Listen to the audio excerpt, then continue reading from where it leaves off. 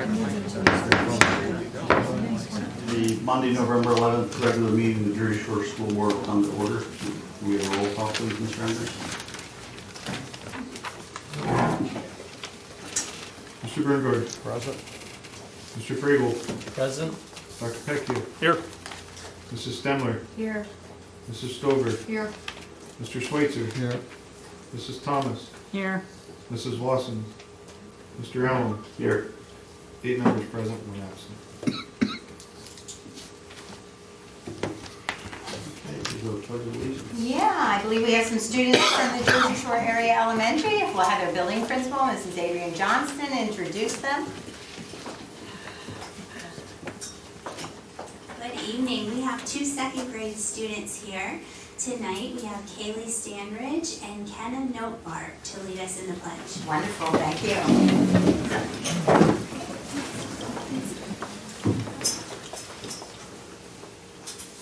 I pledge allegiance to the flag of the United States of America and to the republic for which it stands, one nation, under God, indivisible, with liberty and justice for all.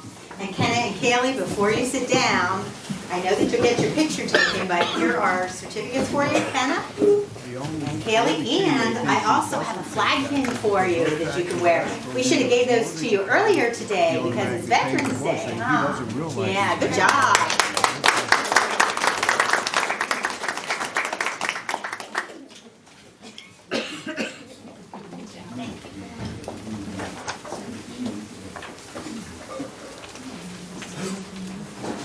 Communications. Yes, I have many items for communication. I just was able to keep adding some great things occurring across the district. The first thing we'd like to do is really recognize our veterans, since today is Veterans Day. So we'd like to say thank you to all who have served or to continue to serve our country. And if you are a veteran, would you please stand and be recognized?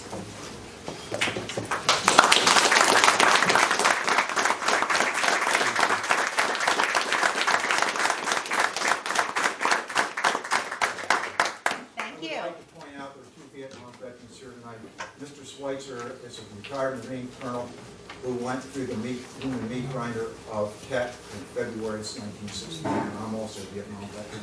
Wonderful. We support all of you. Thank you so much.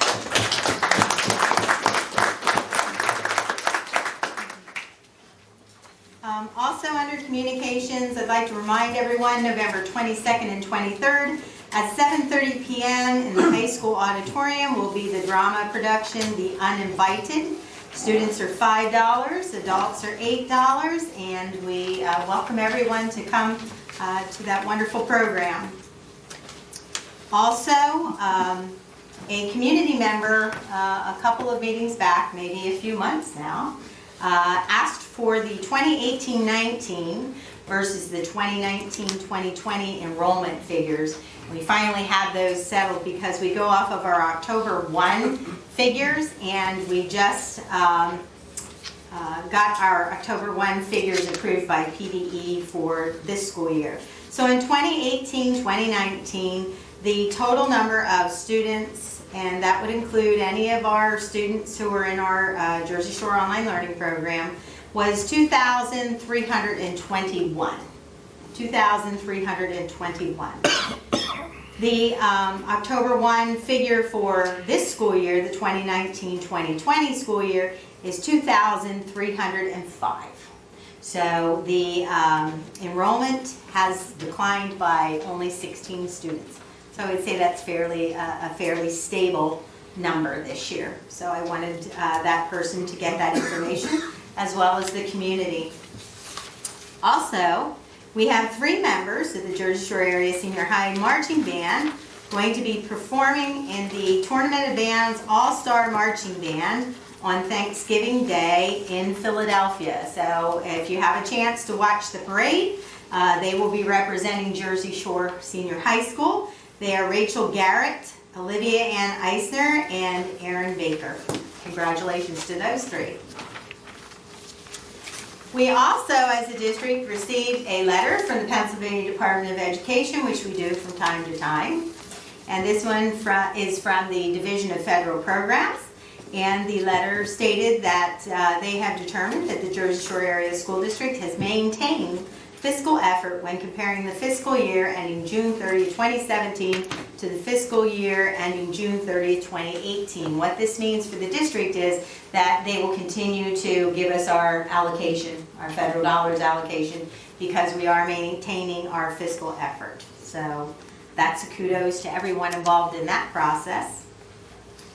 Last Thursday evening, Stephanie Steinbacher, who is a senior currently at the Jersey Shore High School, was recognized at the YWCA Women of Excellence Dinner as the 2019 Young Woman of Excellence for her work as a co-chair of a service club and president of the FBLA club at the high school. So congratulations to Stephanie. Also, just a reminder, the conversation with the superintendent and administrative team will be held this Wednesday, November 13th from 7 to 8 p.m. in the middle school library. And last but not least, I'm sure you're all aware that our football team was victorious last Friday evening, and because they are now going on to the PIAA football state playoffs. It will be Jersey Shore versus Bishop Shanahan. And that is Friday, November 15th, this coming Friday at 7 o'clock p.m. in the stadium at Selinsgrove High School. So we wish our football players the best.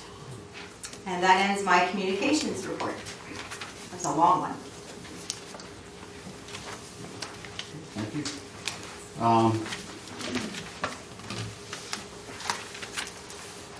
As was announced at the last meeting, I'm on the committee for PSBA for the charter school committee to develop their platform for charter schools, and as a result, I went to the special meeting they had at Keystone Central the other night, and I'd just like to report back some of the pertinent findings from that hearing.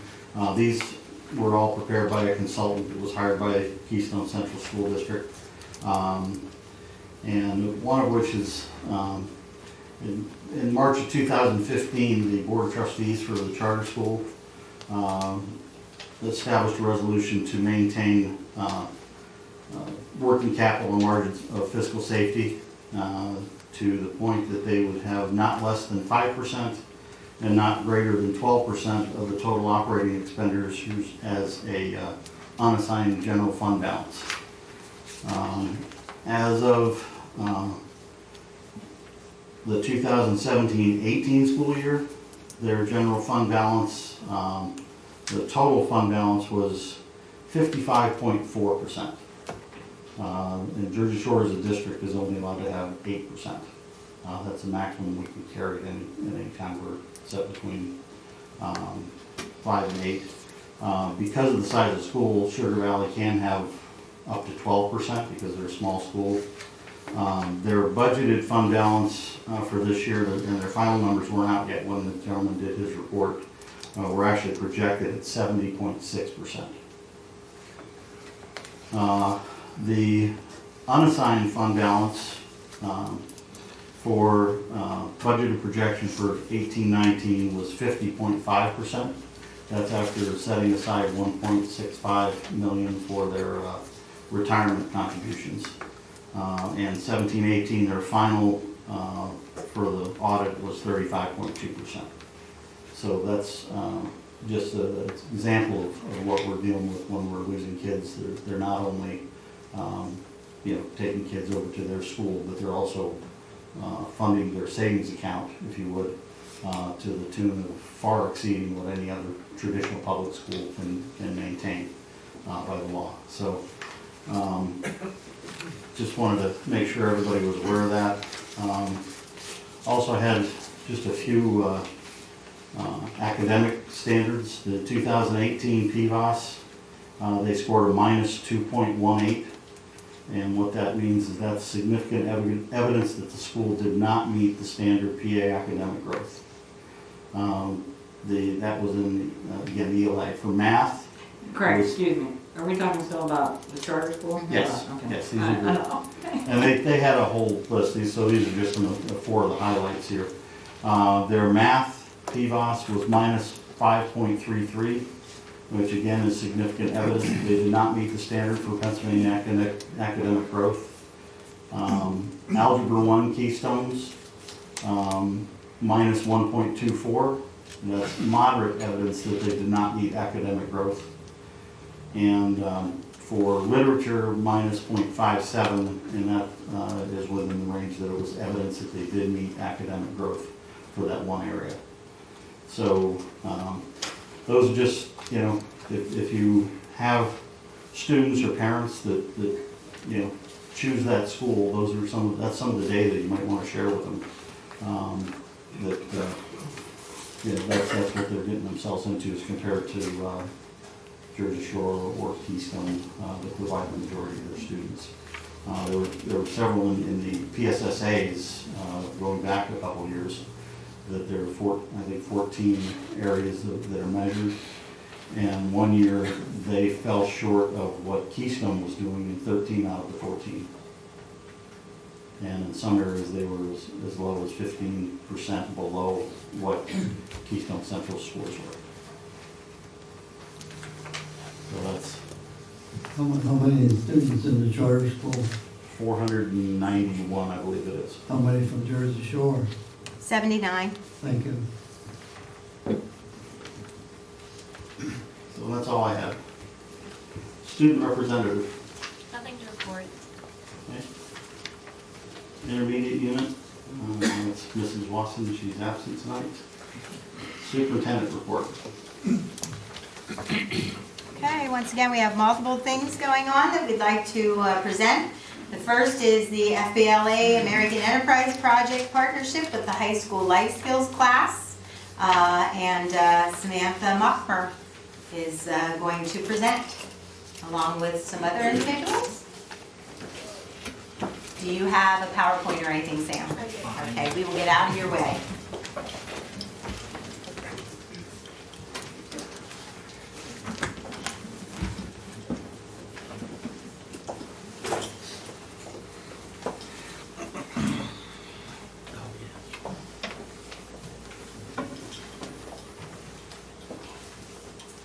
Good evening, ladies and gentlemen. My name is Samantha Montclair, and I am a member of FBLA at the high school.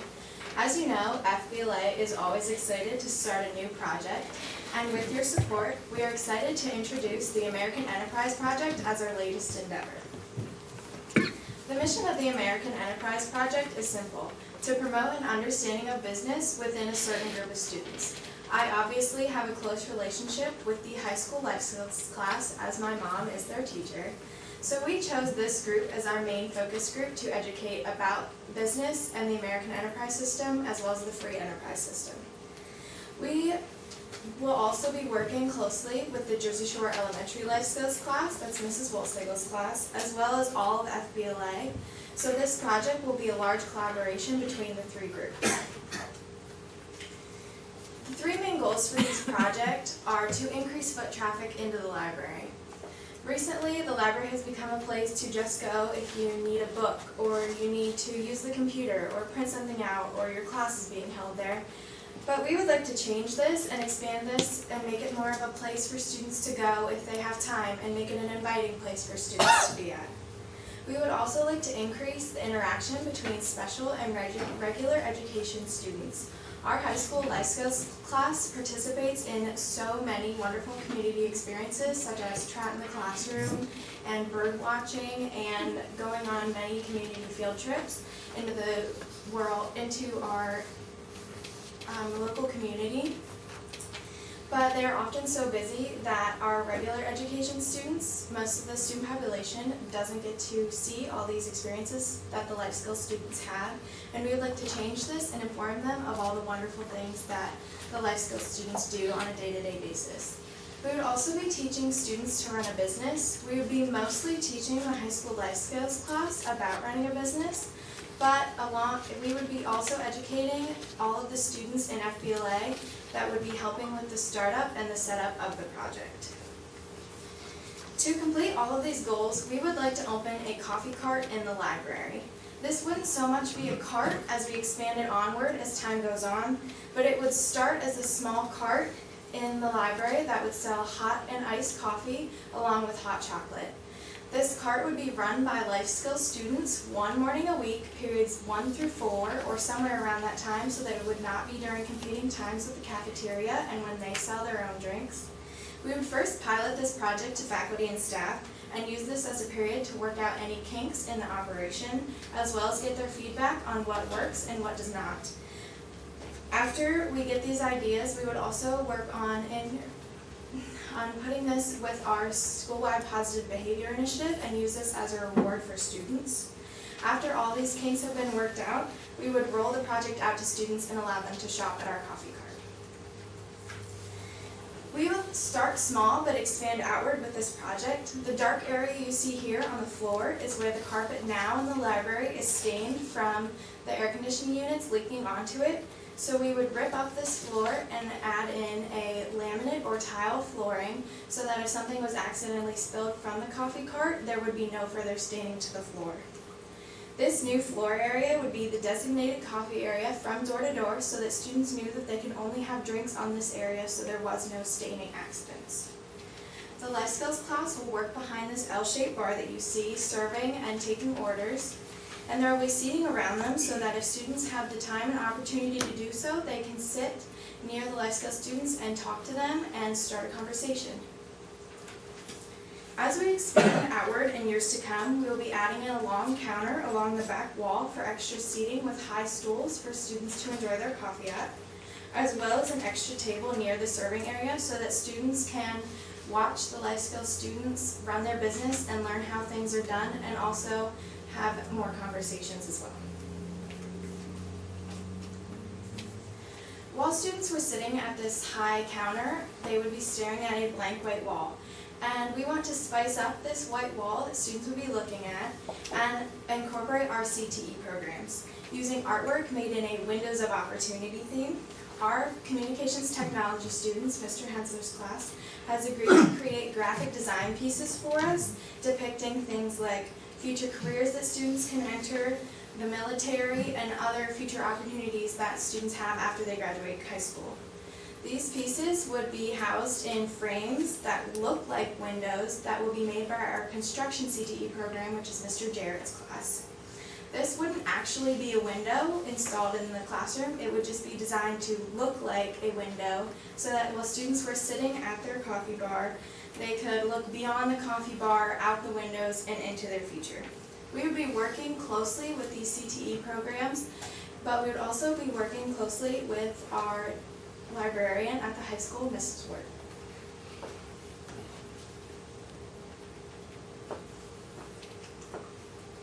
Hello, I'm Katie Wirt. I'm the new library media specialist for the district, and I'm very excited about this possible opportunity and partnership.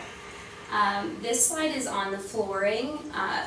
Like she already said, she talked about the stained carpeting from the AC units, and in that picture you can see how we're going to, you can see how it'll demonstrate the flow through the library in that area. With the hardwood floor or the laminate, we talked with Mark Wall already about the appropriate flooring to get, and also his plan for installation with his team. And once everything is approved, we will secure the donations and grants for this project, for the flooring.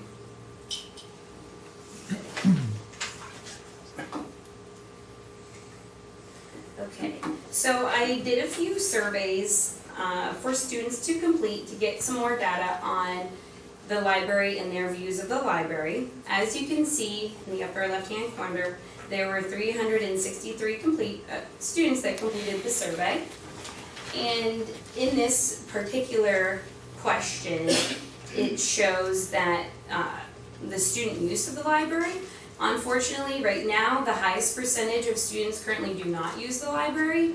With having coffee served in the library, more students will come to the library and will also see the new resources that it has to offer. Okay, I really like this question.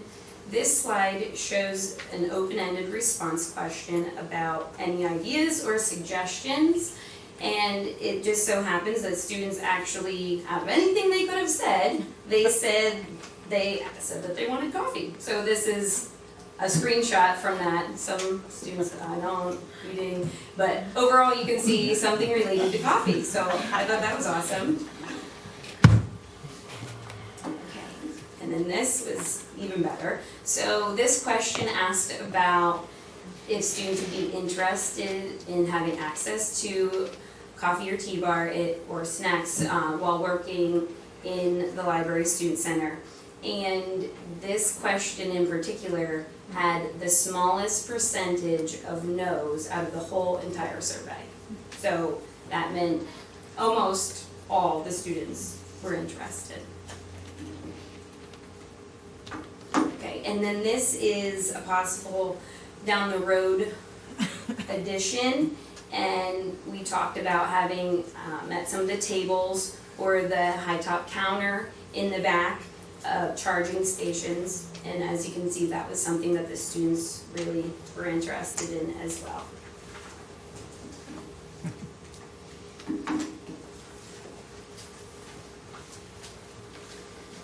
So when Samantha brought this project to me, we started researching and we found that we are actually a little behind the times in this area, in that many life skills across both the county and the state are already participating in this. We were able to speak to a teacher in Chambersburg who had wonderful things to say about the coffee bar that his life skills class runs. And while we are very busy, as she knows, I think this is a really great opportunity for my class to work with FBLA. They already enjoy working with FBLA. We've been working with them on the We Shore Care project. But the standards, Sam asked me to prepare which standards could be met, and I had trouble just narrowing it down. I mean, obviously it falls across the reading and math with the money and the reading and the listening and the communication skills that are involved in this, but also the budgeting and the banking. And especially for me, our class is very transition driven. We want to be prepared for after graduation, and it meets all of the career education work standards that include the school-based enterprise and part-time employment, researching jobs, developing resumes, job applications, the time management and the budgeting. There's just so many opportunities for social and emotional learning and growth here that I'm really excited about the opportunity.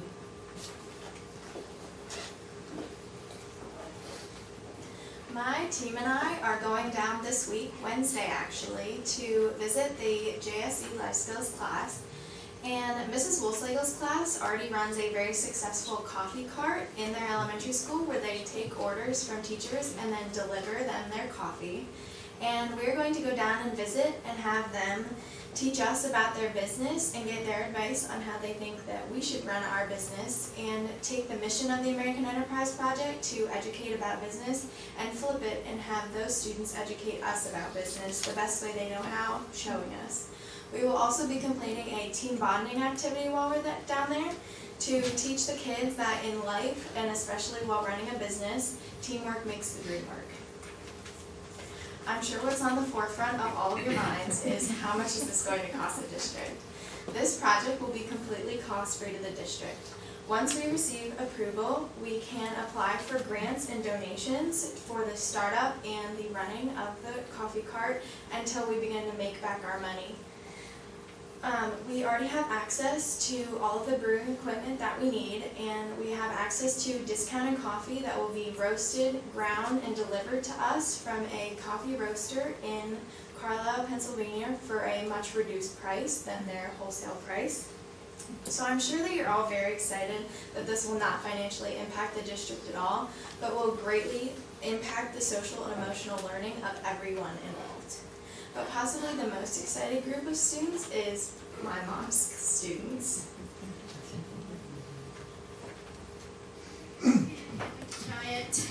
This project will help me go to work after graduation. I will make awesome hot chocolate. And I'm going to run a business. I'm excited to meet new people and make new friends. We love to be working I like coffee. So I know that I'm very excited for this project, and the classrooms that we're going to be working with are very excited, and I hope that you become excited as well for this worthwhile partnership. So I thank you for your time and your support. Do you have any questions? What kind of coffee? It's gonna be freshly ground coffee bean coffee? Yeah. Well, that should help sell that. Where are you gonna get your coffee beans from? Are you importing them from somewhere? No, our partner, we know a person from Denham Coffee Company that imports from South America, and it's very good coffee. Yeah. Okay, thank you. Thank you. You said about your goal being to increase the students in the library, and you said about doing it 1 day a week. Are you looking at a specific day every week, or are you gonna try to rotate it, or you're just gonna kind of play that out? We're gonna play it out by when students are most available. I don't have any questions. I just wanted to commend you. I thought it was a very nice report and a fabulous idea. Thank you. You're welcome.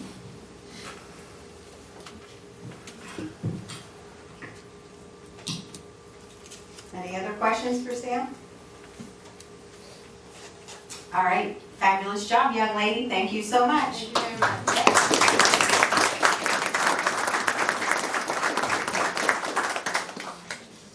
And next on my report is a Alexander Subaru Incorporated donation of books related to science K-12. Mrs. Wirt, you're back. All right, well, a lady from Alexander Subaru reached out to me, Erin Borman, and she reached out to me about accepting a donation for 125 to 150 books. It's a collaboration between Subaru of America, Alexander Subaru Incorporated, and American Association for Advancement of Science. It meets every year and selects a school to make this donation to. And this year we were selected. And the books are leveled from kindergarten to 12th grade. So we would then distribute them evenly amongst the schools. And that's pretty much it. Are the books predetermined, or do the science faculty get to pick what you guys are getting? I think that they're already predetermined. It says they're New York best-selling books that are science related.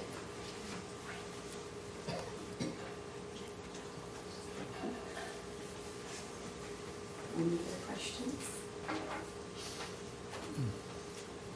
Okay, thank you, Mrs. Wirt. Appreciate that. That's good news.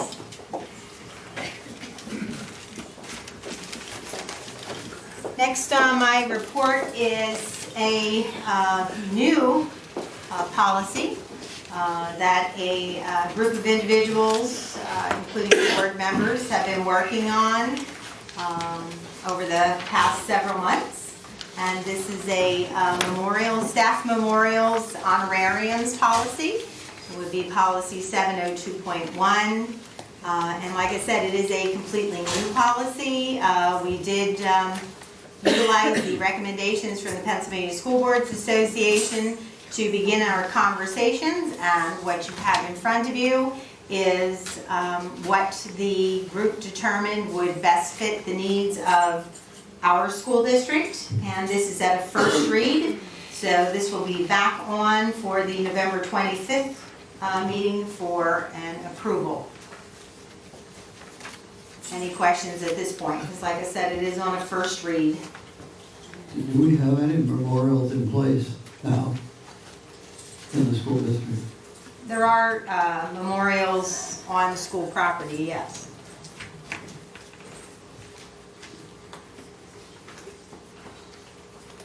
How many? I would say a handful.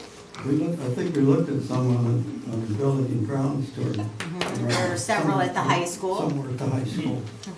Thank you. Sure. I have a question on number 6. I read this over quickly, but where it says if a tree or shrub has to be removed for operation of the campus setting, it will be replaced by the district with a similar one.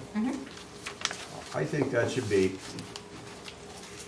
beforehand, understood beforehand with the person that's gonna put it there in memorial for whatever that person is, that with the understanding that if it does have to be removed, that person should be responsible maybe for replacing that plant, if they want a similar one in it. I mean, very seldom that, hopefully the plant would be put somewhere where it's not gonna interfere with the school campus. It may down the road, 5, 10, 15 years.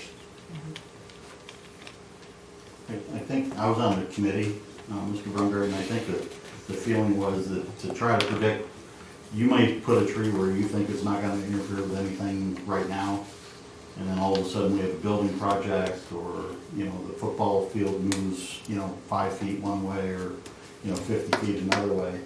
That was something you couldn't predict at the time that the plant was rooted.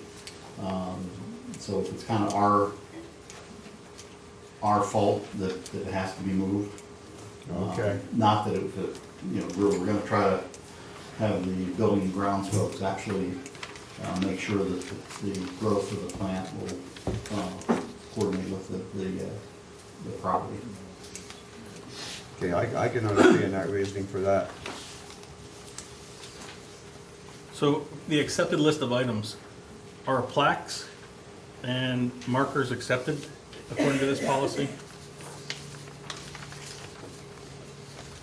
Like we've done in the past? Or is that now not being allowed? Because when I read the 7 items, it's a lot, I'm not saying it should or shouldn't be, but when I read those 7 items, I don't see where a plaque or memorial that's been done in the past is now accepted. There is a clause that if there was a plaque already in existence or a memorial already in existence, that those would be grandfathered in. Right, but if somebody came to us now moving forward with this policy and wanted a plaque or memorial, we would no longer be allowing that to be done, is that correct? It would probably fall into number 4 on the first page, where engraved plate no larger than. That's for on a piece of equipment, the way I read that. Right. So a standalone, like on a stone or something like we've done in the past by the trees, we would no longer accept. I'm just trying to get it clarified what's allowed now. I kind of assume that's the point of the policy.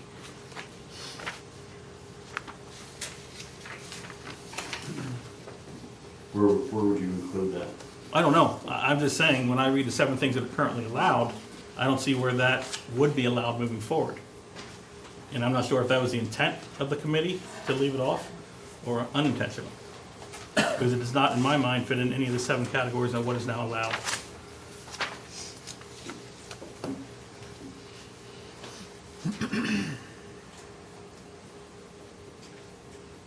Or 6 categories.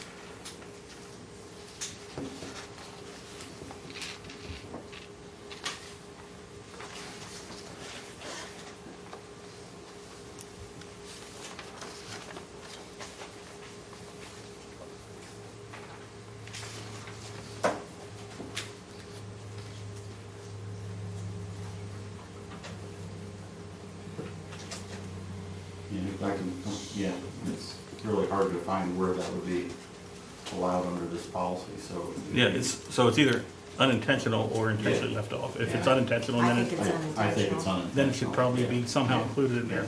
And then whatever stipulations go along with that. Yep. So if you want, send an email to the superintendent, where you would suggest that it be, or what you think that. No, I think it belongs to that 1 through 6. I just don't, Yeah. I don't want to say what the stipulations are in that, what that is, but But we're we- either going to include it or we're not, and if we're going to, Okay. it should be addressed. All right.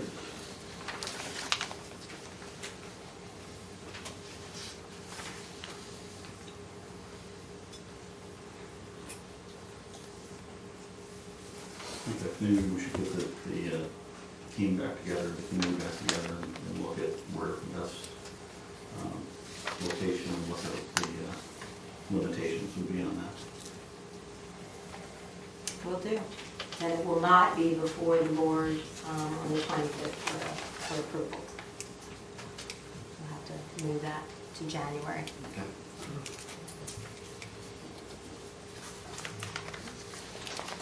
Are there any other suggestions so that we can take them back to the group? Other than what Dr. Pecchia has suggested?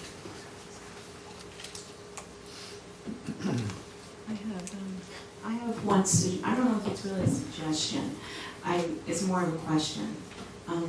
Depending upon what the actual,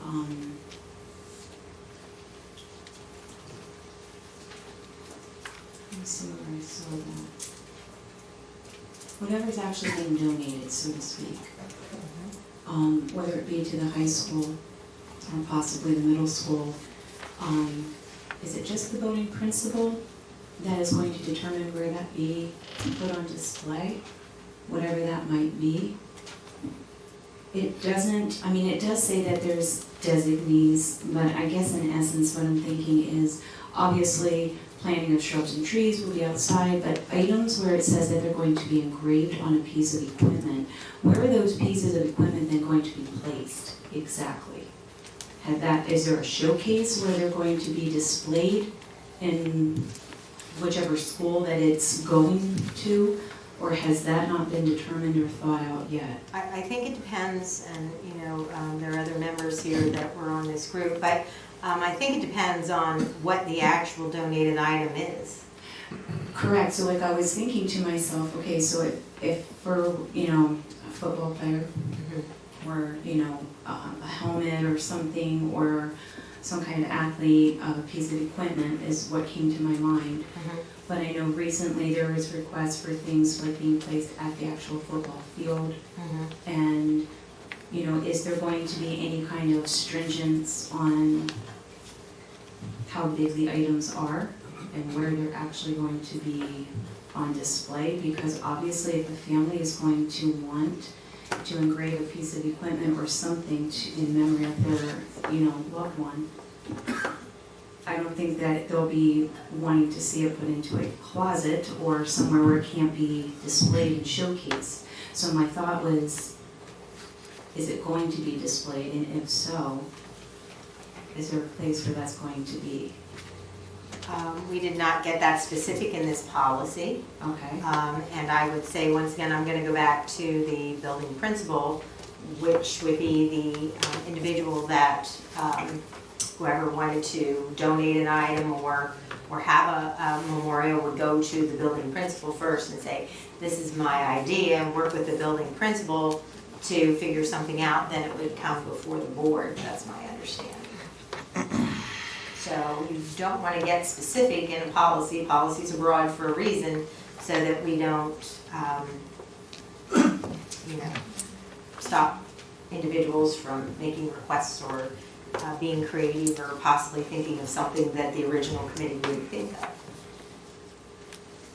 And you could see, the potential for instance, an offensive lineman on the football team, that maybe his parents would like to donate a blocking sled. And the blocking sled would have to have a plaque on it saying who was donated by and everything. We couldn't really say where that blocking sled is going to be located. And I think that's one of the kind of reasons why we left it a little bit open. Okay. It also says that the board reserves the right to accept or deny, so even though they might be talking to the principal up front, the final decision would be come to the board. Right. And then, so we would know at that point in time, Michelle, what they're looking at.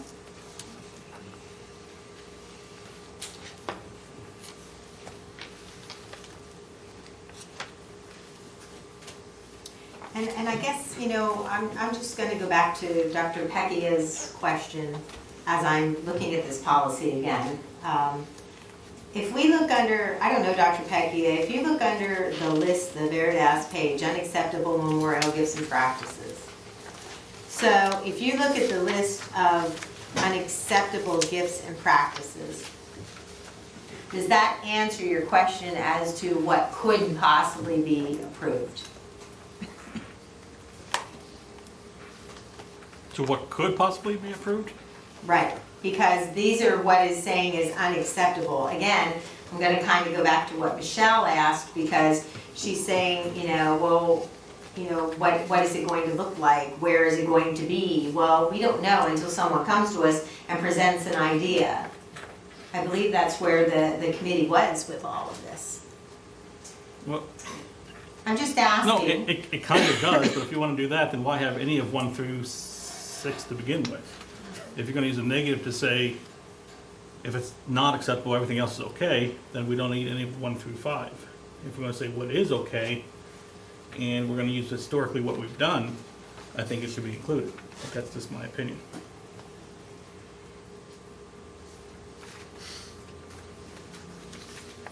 I don't want to make a big deal out of this, just when I read it, You're gonna take it back to the committee and discuss it a little further. You're talking about just like a plaque, not that it would be a plaque on something. right, like we've that done in piece the of past, where we equipment or have them on our something. school grounds. I understand what you're talking about. And again, under authority, it says appropriate memorials may include. It's not a shall, it's a may. So again, it keeps it open for individuals being creative with their ideas. And it goes to a building principal and then comes to the board.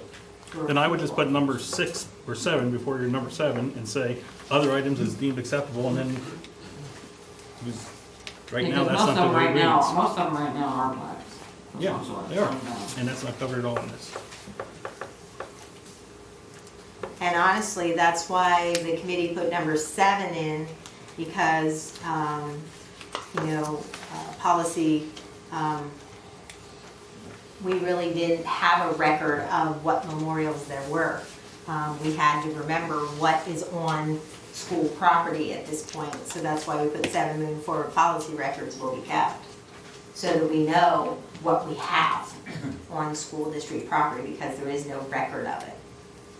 So your suggestion for number 8 was other items. If you want to do that, Put it in before just 7. before 7, have that as your last one, just move it down one. Dr. Pecchia, the solicitor just scribbled a note, if I can read it here. Under recommended memorials, at the end where it says memorials may include, Yep. comma, but are not limited to in the district's discretion. That sounds fine So that would too. open it up quite a bit and wouldn't kind of upend the rest of the language of the policy very much. That's why we have a solicitor. Makes sense. Are school board members eligible for a memorial? Do you want one? Are you dying tomorrow or what? I'm thinking about it. You have to donate your own. You see that I get information, so I can have Pam, I just want to give you a copy. I started to make one for you.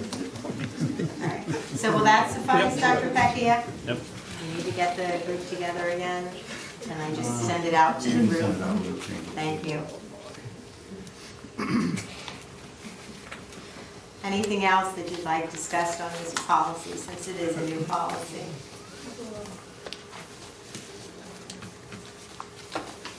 Okay, moving on then.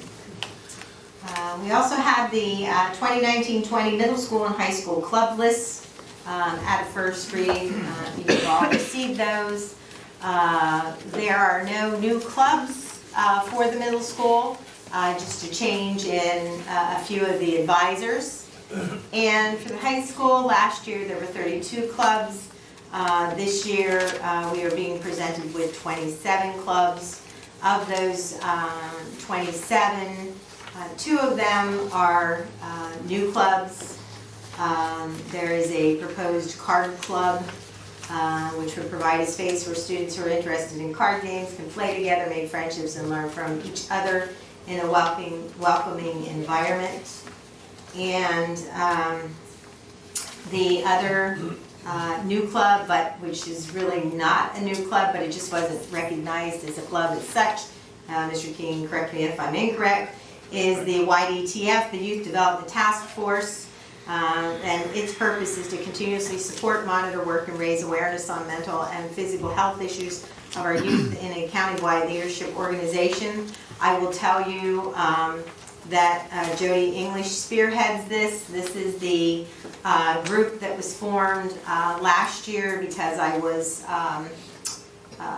the individual who had been in charge of the Youth Development Task Force invited me to one of their meetings over in Williamsport, and there's all these school districts represented, and guess what? Jersey Shore didn't have any representation. And I'm like, okay, I know why I was invited to this one. This particular group is very instrumental in many of the endeavors at the high school, from the positive behavior support things going on there, and they have just made a tremendous mark. So we didn't have anyone involved at the beginning of last year.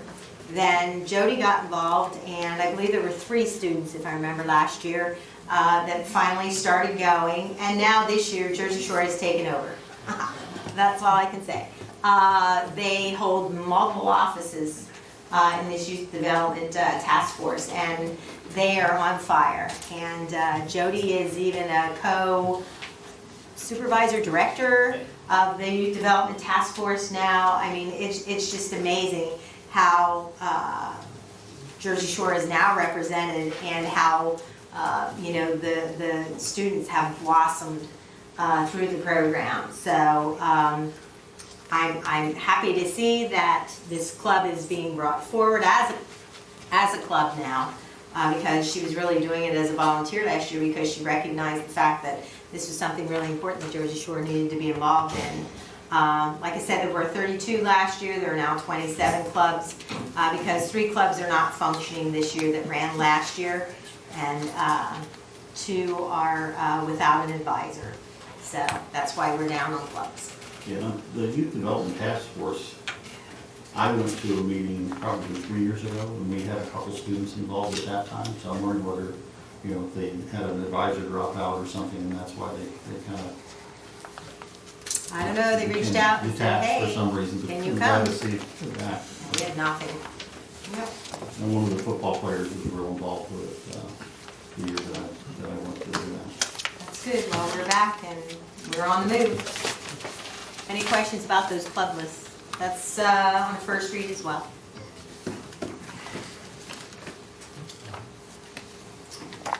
Okay, and next on my report, we now have the Future Ready PA Index results.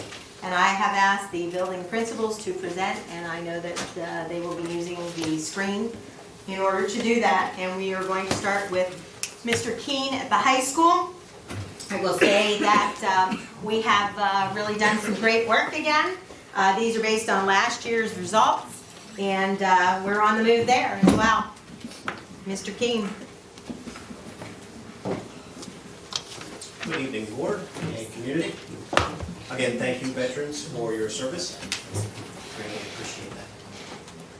Okay, so the Future Ready Index at the high school. Again, there are 3 measures, if you can remember from last year.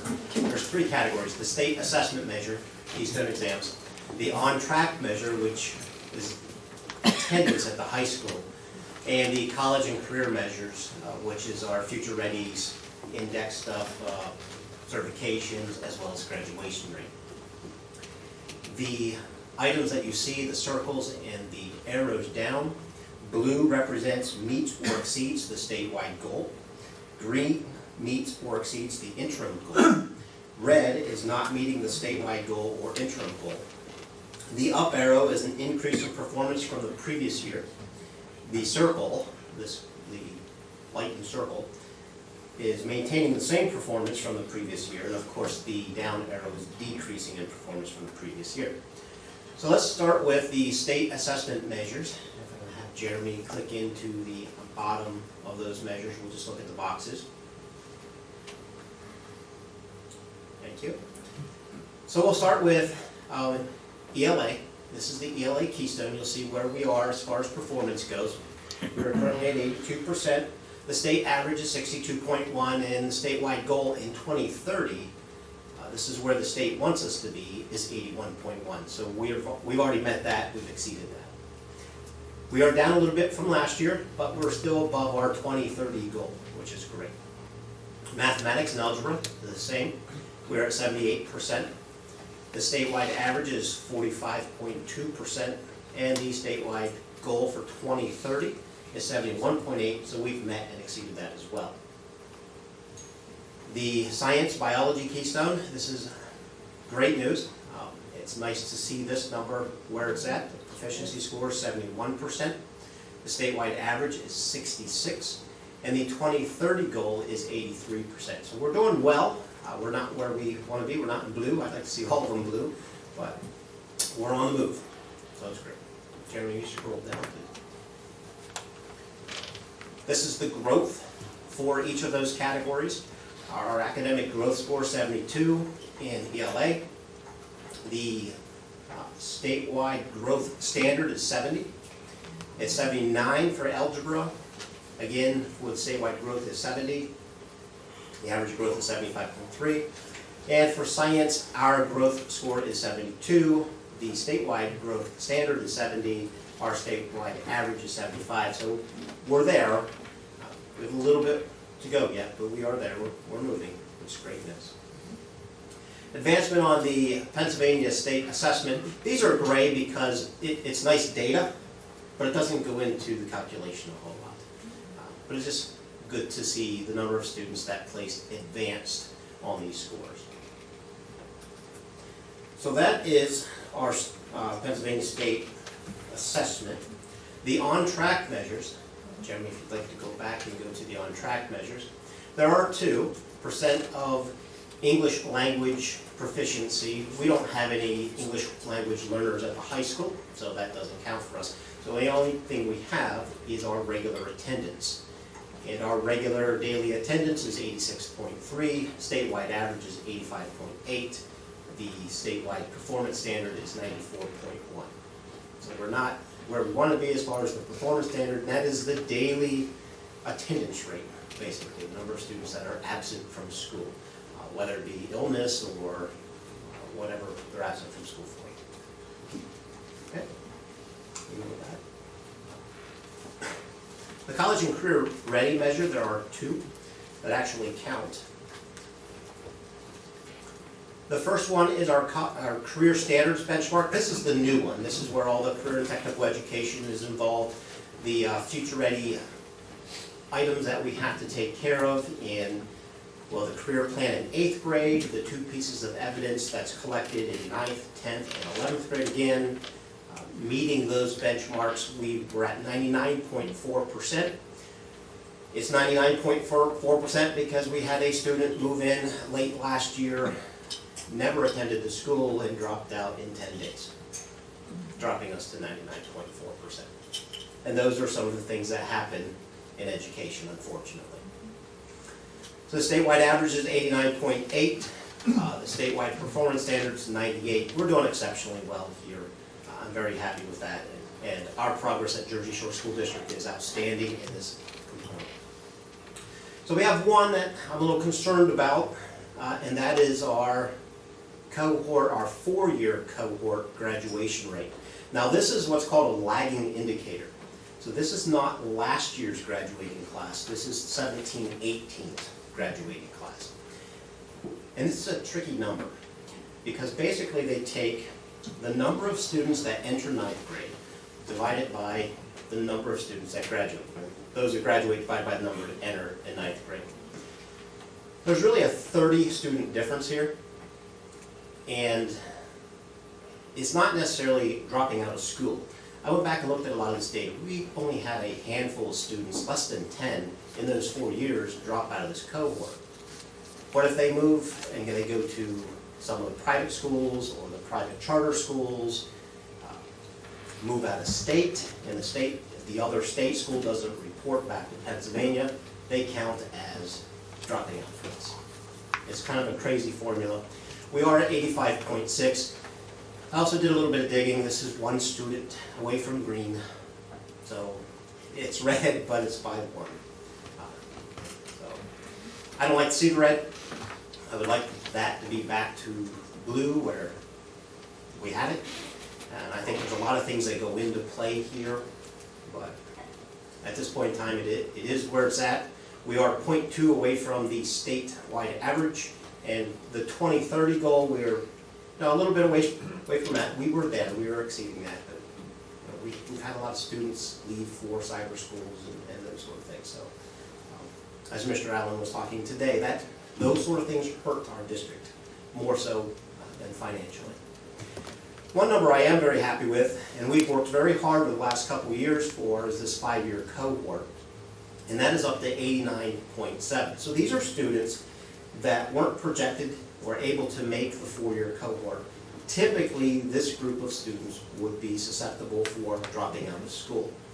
With some of the things that we've put in place, some of the safety nets through the State Systemic Improvement Plan grant that we received 5 years ago, if you remember when we first started to talk about that, the state, we're doing so well that the state extended it to us for 2 additional years. Mrs. English does credit recovery to help these students. We've been able to help a number of our students graduate. Some meet our 4-year cohort graduation, but others stay in school and meet the 5-year graduation. So students are graduating from our school. What's hurting us are those who are leaving for other placements. And again, I don't want you to think that is the dropout rate, because that's very, very, very different, and we don't have a lot of that. If we scroll down a little bit more, the industry-based learning, this is your career and technical education. I'm very pleased with this as well. The percent of industry-based learning is 46.4. This is of the senior class. Statewide average is 29.1. The statewide performance standard is 30.7, so you can see we are doing exceptionally well. Advanced on industry-based competencies, we have 28.1% of our students senior year coming out with an advanced level industry-based competency. Statewide is 5.8. Our students are well prepared when they leave our doors. They're ready to go. And I believe there's one more indicator, but we'll grab Jeremy. So our rigorous courses of study. Now, again, these are gray, so it's just kind of nice data to have. It's not really mixed into the calculations much. So we have a 74.5% of our curriculum is considered a rigorous course of study. The statewide is 57.5. You can see how well we are doing beyond the state. And some of the components of that, obviously the AP courses, the percent of college course dual enrollment classes, which we have quite a few of. We're hoping to add a lot more too. And the percent of CTE programs of study students that are concentrators in that. And again, this is based off of the senior year, so it's about 50%. It would be nice to see that grow as well. Okay, so we have some great numbers. The graduation rate looks alarming at red, but it's not as alarming as what you might see the red color as. Like I said, it's only 1 or 2 students that put us there, and we would have been green. Okay. So that is the Pennsylvania Future Ready Index for Jersey Shore Area Senior High School. We're doing very, very well. I'm very pleased with where we're at. Obviously, we always have room for improvement, room for growth. Have to have that. If we need a goal to go after. Okay. Any questions? How do you collect the data? How do you get the data into this system? Who does that? That is Patrick, and he's some sort of musician when it comes to entering the data. It's through our PIMS programming and MMS and all the data that the state collects the data from the tests. Most of this is sent up to the state through our MMS program, through what's called PIMS. Mr. McCormick is the master of that for Jersey Shore School District. He's phenomenal with that data. So that's how they get it. I am not the expert in PIMS. That was a good question. Any other questions? All right, thank you. You can be proud of those kids. They're doing a great job. Thank you, Mr. King. Congratulations.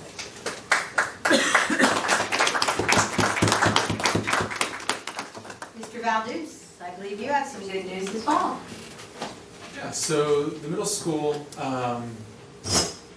is moving forward, and there's not as many data points as the high school has, so we don't have to go through as many different screens. But if you look here, we are a lot of up arrows, and so we'll start with the state assessment measures, Jeremy, the bottom left.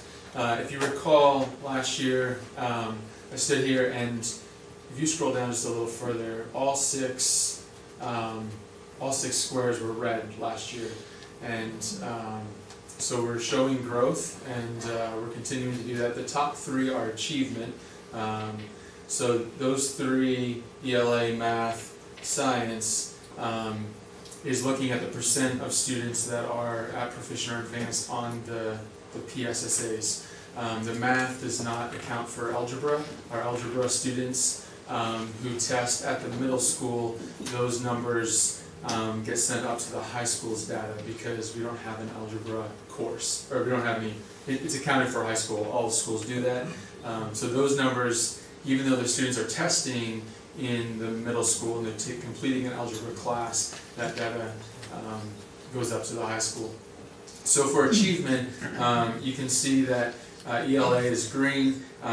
We rose 2 percentage points, and I'll speak to ELA in a second. Overall, math and achievement, we did go up 1.5 percentage points, and we're continuing to go up when it comes to achievement. And then science, the arrow is up. What you don't see there is the year prior, science score was 48.6%, so it went up 11 percentage points. So the growth was great, which is indicated by, in the lower science box, the far right bottom, the PVOS, which demonstrates or shows growth.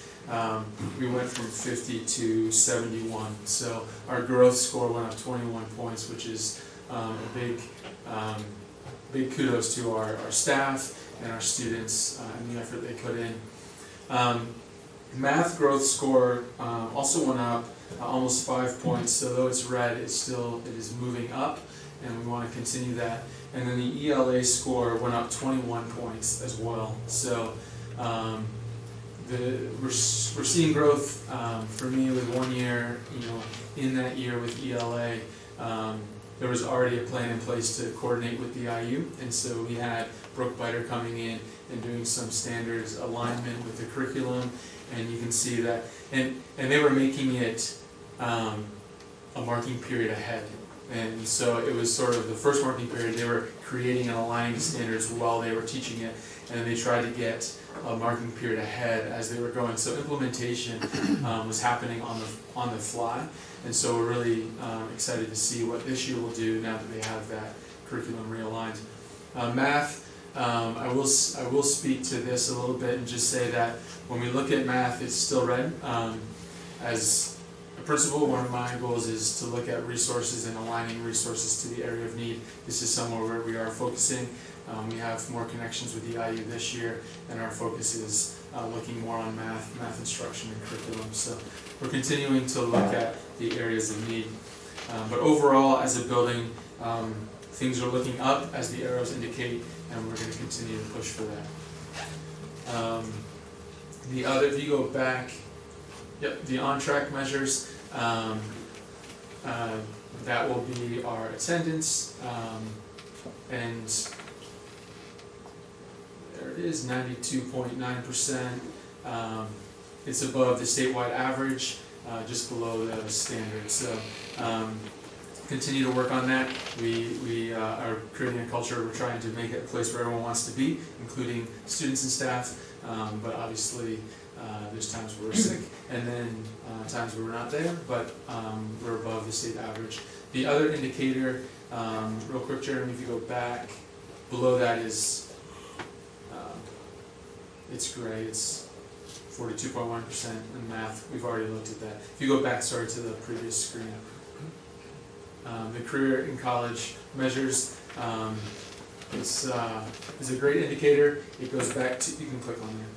Thanks, Jeremy. 100%, that is the new standards that were put in place. All of our students are completing it. It's being recorded, and we're continuing to push, aligning our students with the pathways and the career standards and making those connections between middle school and high school to help our district move forward. But another great indicator. So that's the middle school. We're looking forward to future growth and the data for next year. I think I'll turn it over to the elementary. Thank you. Does anyone have any questions Oh. for Mr. Valdez? I was trying to sneak out. Great job. It was wonderful to see those red indicators go to green this year. Yeah, absolutely. And now we have the elementary level. Jeremy, go to Avis, please. I'm filling in for Mr. Jean, that's why I cut my hair really short for tonight. And, but this is actually Avis Elementary, and you can see from, if you want to click on the first one on the left, Jeremy, and scroll so you can see all 6, please.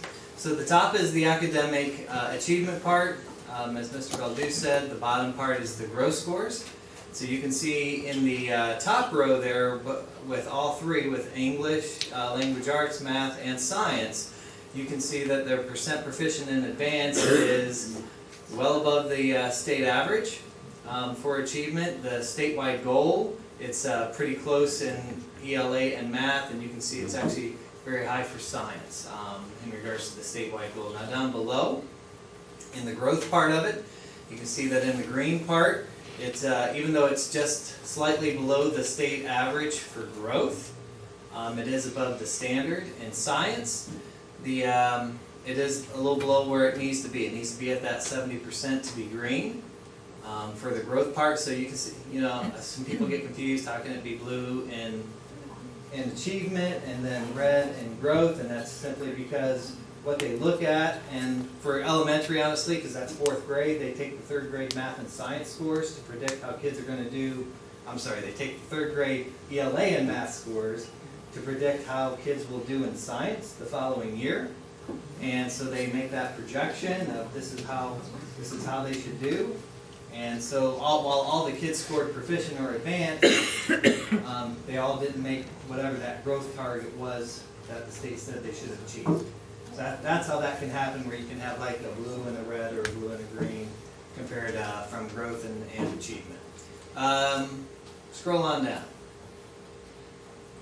All right, these are actually those that scored advanced, and you can see that the advanced scores at the school was well above the state average as well. You want to go back, Jeremy, for the middle one. The attendance is also blue. You scroll down, you can see that the standard's 94.1 and the attendance rate was 97.7, which was really good. Scroll on down a little bit more, and 3rd grade reading is a really good indicator because you'll only see that at the elementary level, and that their percent of grade level reading being proficient advanced was 88.5. So go back one more, and then the career and college measures. This is similar to what Keith was talking about in regards to the things they need to do for the career standards, and Avis as well was at 100%. So they performed very well.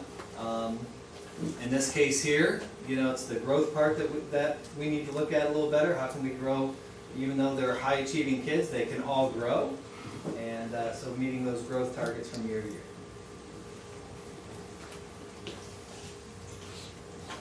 Good evening. If you would go to Jersey Shore Elementary, thank you.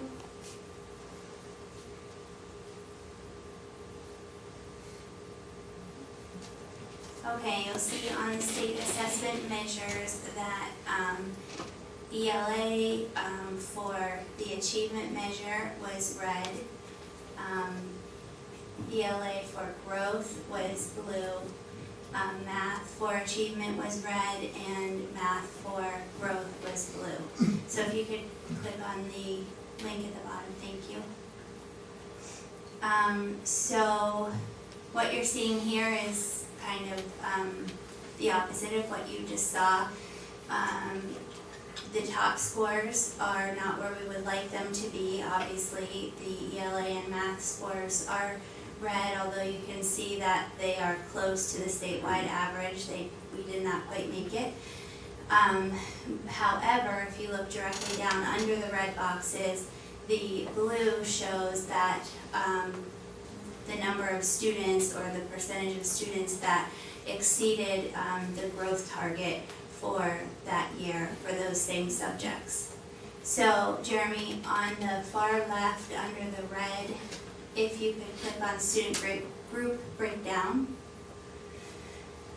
This gives you some information about subgroups, and you can see that our overall score of students scoring proficient or advanced in ELA was 57.5.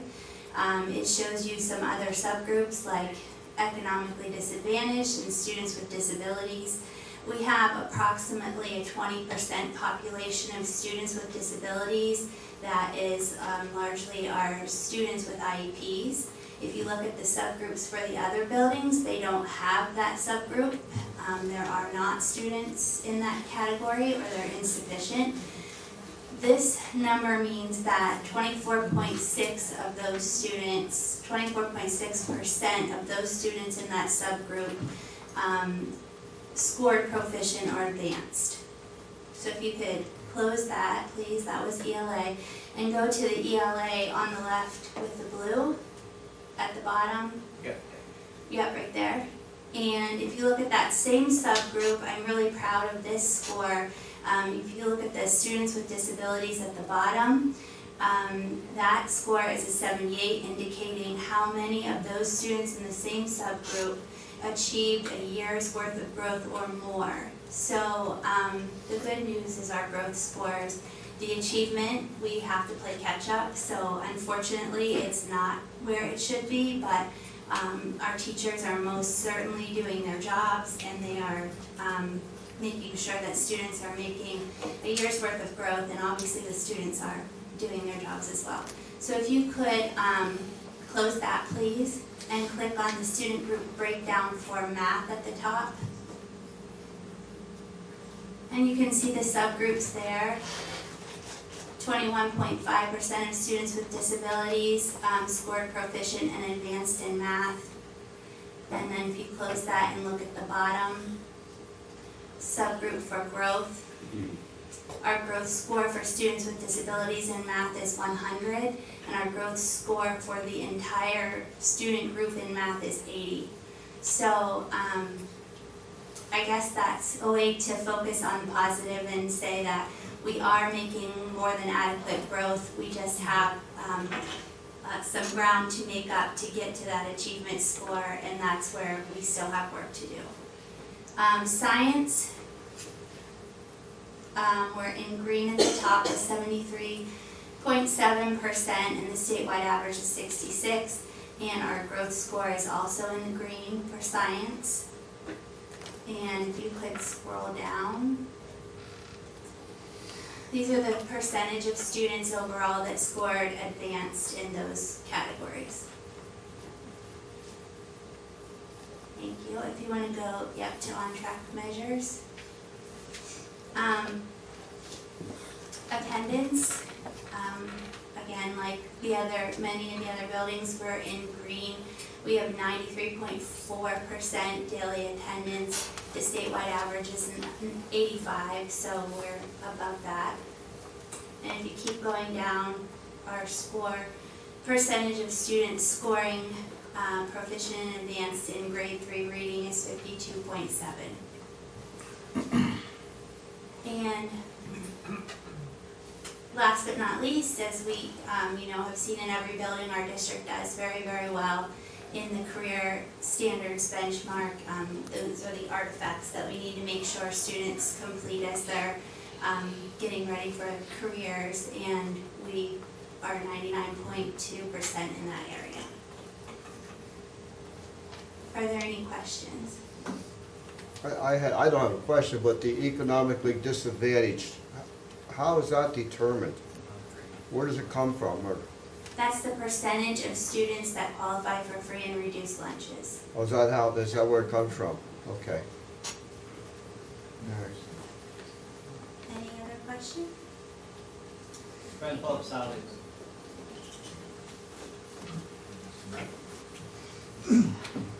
All right, final school is Solidaysburg Elementary, and you'll see their scores are very good as well. They are all green. If you want to click on the left one, please. So there you can see the, keep going down. The top being the achievement again. So in ELA and math, you can see they're well above the state average. And in In both cases, they're slightly below the 2030 goal, but they are on track to make that goal, which is why they're green. In science, you can see the amount of proficient or advanced is well above the state average and well above the goal. In the growth scores, they're pretty close to what the state average growth scores are, but above what the standard is. And in science, like what Adrian was talking about in regards to the growth scores of those students with disabilities, this would be all the fourth grade at South from last year. That just simply means they all made a year's growth or more in science. So if you want to scroll down there, those are the advanced percentages in ELA, math, and science. So they did very well with advanced, with a percentage of advanced students as well. If you can go back, Jeremy. Their attendance, yep, another one, was at a 97.7, which is above the 94.4 of the standard and well above the state. Go ahead and scroll down. The third grade reading was at a 76%. Go ahead and go back, and the final one being the career and college measures, and there's the 100% of for their career standards benchmark.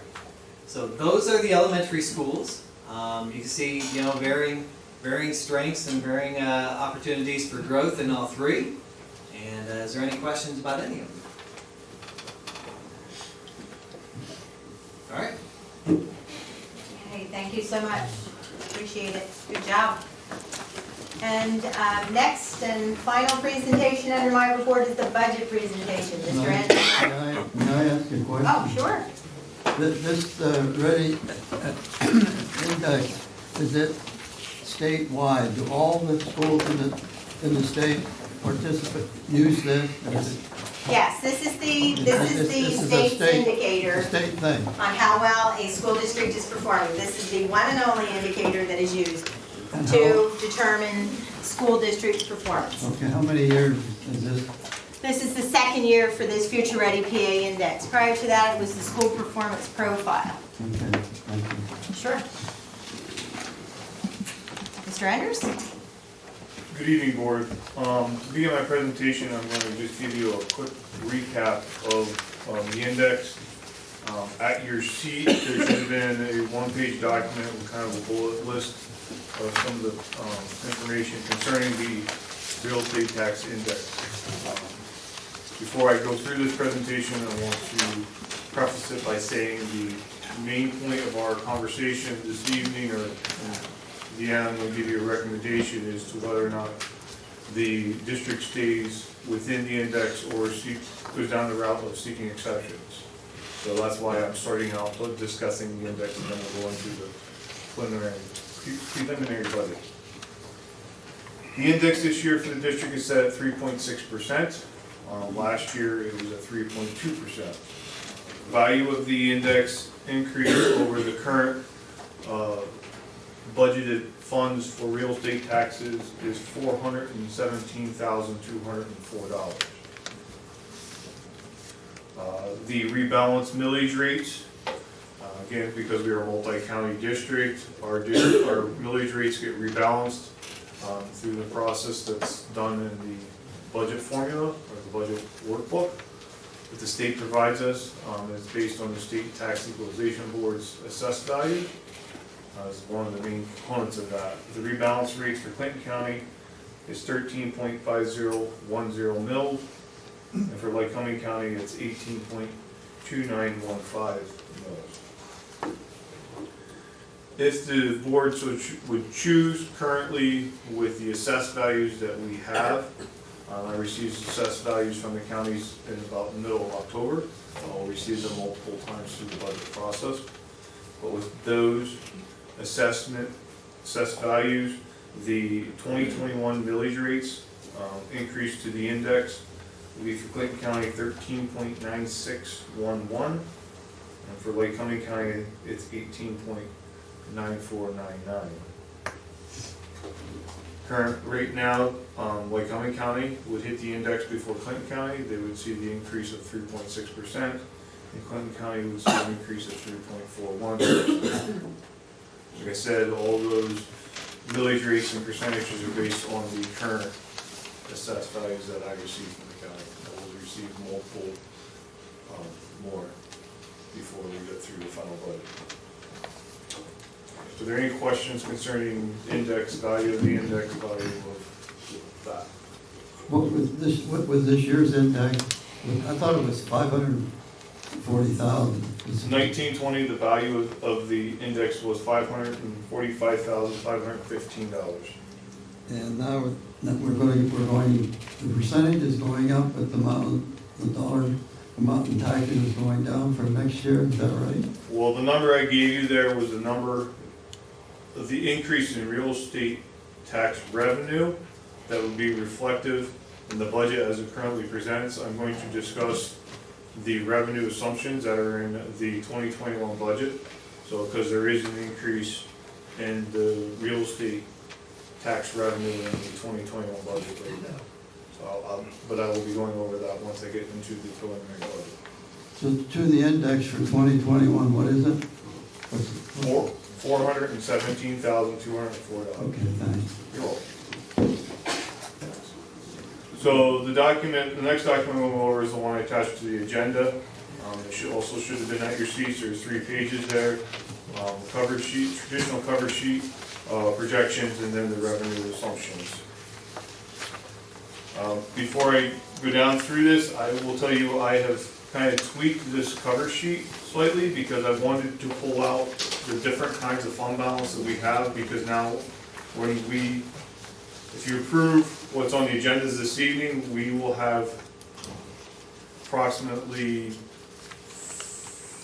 3 different types of committed fund balance, and grand total are for 5 different reasons. There's 2 legal settlement commitments. There's a commitment for future PSERS increases. There's a commitment for future health insurance increases, and there's a commitment for future Plan-Con J's for the high school and middle school projects. So I wanted to break those out so that you had a better understanding of exactly the dollar amounts that we have to work with as a board. So currently the unassigned fund balance in the commitments for PSERS and health insurance as of the start of the school year are just over $6.5 million. There was a movement back in September committing some of those funds for legal settlement.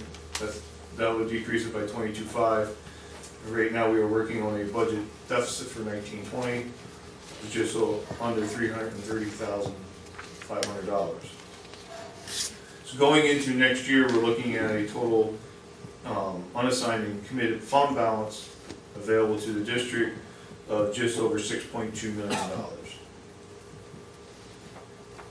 Currently in the 2021 budget, there is a budget deficit of just over $600,000. It's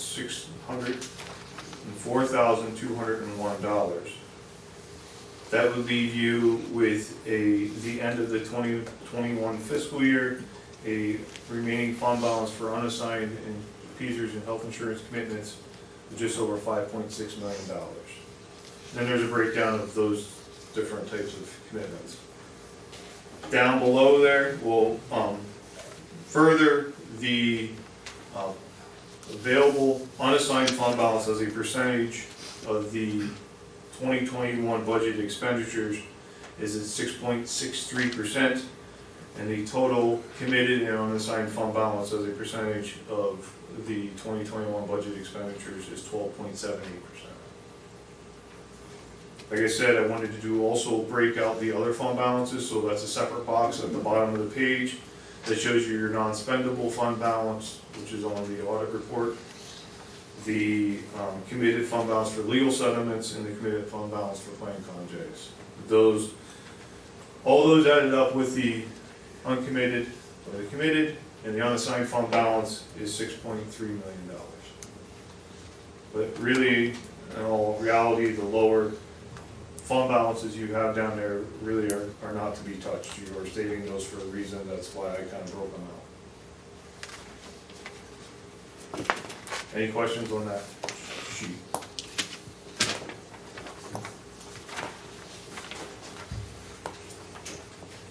Before I go into the projections, I'm going to skip to the last page, which is the 2021 revenue assumptions that are in this budget. On the local revenue side, there's an increase in local real estate taxes of $118,664, which is exactly the amount of money that was realized in the 18-19 real estate taxes over what was budgeted. There's an increase in payment in lieu of taxes of $821, which sets the 2021 budget to the 18-19 actual of $238,821. There's an increase in the earned income tax of $162,265, which sets the 2021 budget exactly equal to the 18-19 actual amounts of $3.962 million. There's an increase in delinquent real estate taxes of $26,794, which sets the 2021 budget equal to the 18-19 actual amount of $726,794. And there's an increase in the interest earnings of $67,345, which sets the 2021 budget equal to the 18-19 actual of $267,794. On the state revenue side, there's an increase in the basic ed subsidy of $156,833, which is the increase that the district received between the 19-20 subsidy and the 18-19 subsidy. There's an increase in the special education subsidy of $45,837, which represents the increase from the 18-19 subsidy to the 19-20 subsidy.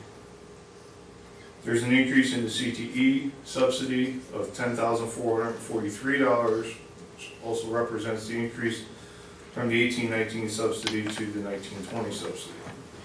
There was no adjustment to the regular block grant, as this really hasn't been touched in several years. And actual 1920's budget, at the very end of the budget cycle at the state level, if you remember when we first reviewed the budget for 1920, regular and block grant, the Commonwealth had rolled that up into the basic ed subsidy. Very late in the process, they broke that apart and they flatlined it again this year for 1920. The federal revenue, there's an increase in Title I funding at $8,571, which sets the 2021 budget equal to our 1920 allocation. There's a decrease in the Perkins funding of $36,421. I believe, Mr. Keene, you presented to the board back in October that that grant was totally changing and it was now becoming a competitive grant. There's an increase in the Title II funding of $92,205, which sets the 2021 budget equal to the 1920 budget. There's an increase in the Title IV funding of $36,824, which sets the 2021 budget equal to the 1920 allocation. So those were the assumptions that have been put into the revenue side of this budget. On the expenditure side, all the departmental building budgets have been inputted, have been received from those heads. They've been placed into this budget. We will be meeting with those individuals on December 4th and 5th internally. There's been an update to the debt service for our new refinancing, so that's been placed in the budget. The PSERS rate that was used was the amount that was projected for 2021 that we received last year when we got the 1920 rate. That will be probably get released in December, so that will be forthcoming to be updated. There's a 6% increase in health insurance, which we will get that rate adjustment in February, which I will then adjust the budget accordingly for that. There's a 2% in step movement as we've been going forward with for all expired contracts. So those is also in the budget. Are there any questions concerning what's in this 2021 budget? Can you just expand a little bit upon where you made adjustments that you had said you had made in the last meeting after we had the reported surplus? So, on the last meeting, the document I provided you, there was an adjustment in 1920's budget for payment in lieu. The dollar amount that we received of $238,821, I can tell you in 1920, is budgeted at $238,000. That's what's budgeted in 1920. Earned income tax, that was increased to $3.8 million. That earned income tax that we received in 1819, I've looked at that multiple different times. I can tell you in April of 2019, I apologize because I'm working in 3 different fiscal years, so I don't want to say the wrong year. In April of 2019, we were exactly at 75% of what we had budgeted, of 3.75 last year.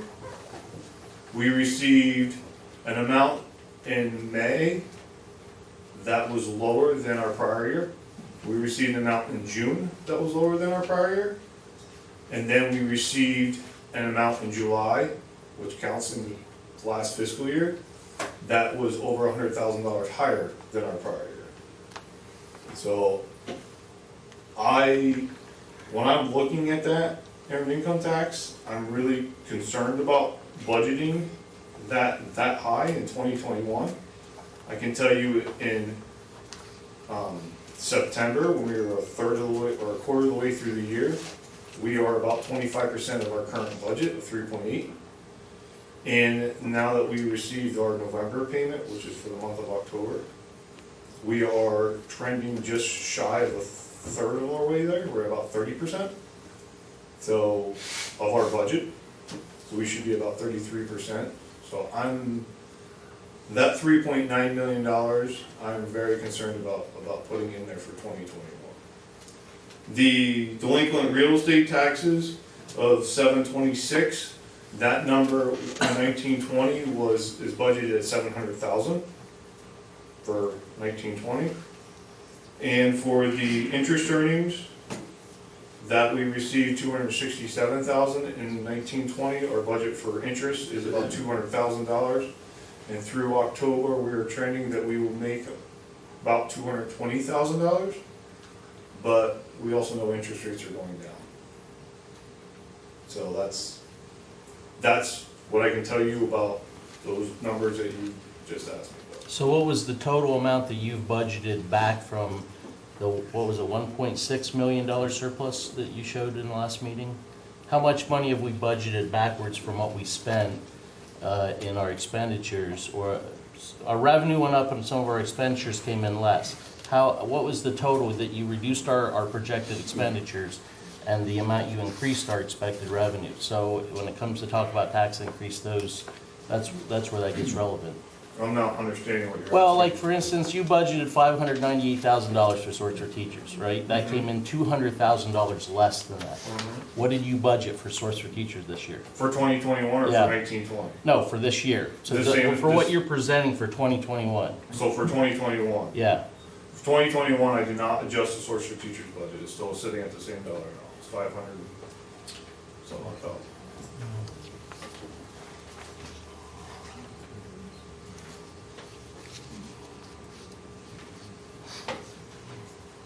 So onto the projection. The 2021 projected deficit, as I previously reported, is $604,201. That would leave us with a ending fund balance of just over $5.6 million. The 21-22 projected deficit is just shy of $1.5 million, which will leave us with a fund balance of $4.1 million. The 22-23 projected deficit is $2.5 million, with a fund balance of just over $1.6 million. And finally, in 23-24, the projected deficit is just over $3.5 million, with a fund balance deficit of just shy of $2 million. Any other questions? So,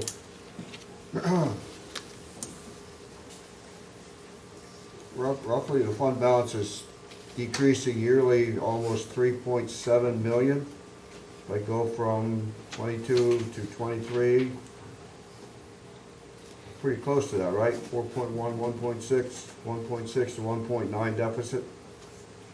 Well, About 3.67 million.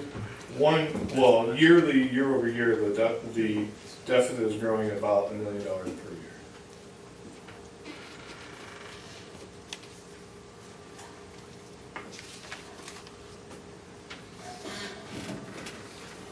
Well, in your opinion, did we have a deficit last year or did we not? I'm not following this because our projection for this past budget year that we just presented was a deficit of 660,000, I believe, and we had 1.6 million extra. That's a big turn, and yet we're right back to forecasting these huge deficits again. Well, so to look at the budget to actual difference from 18-19, which I brought extra copies of that handout from last.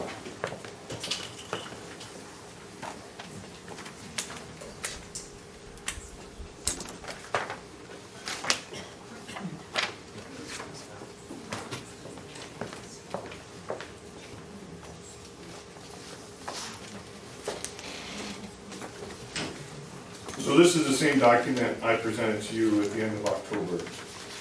And that's exactly what I was looking at. I was trying to figure out where the surplus came from of $1.6 million.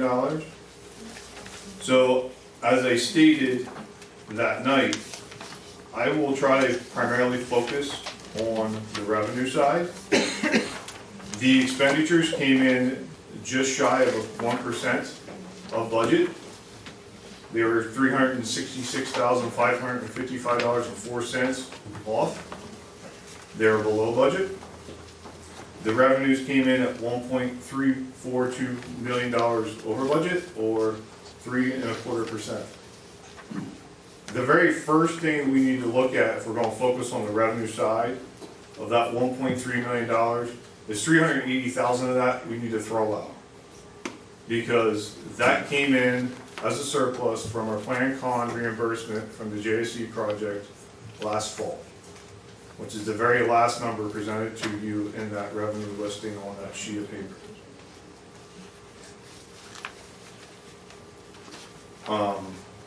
So we look at start at the top. Real estate taxes came in at about $120,000 over budget. There again, that is less than 1%.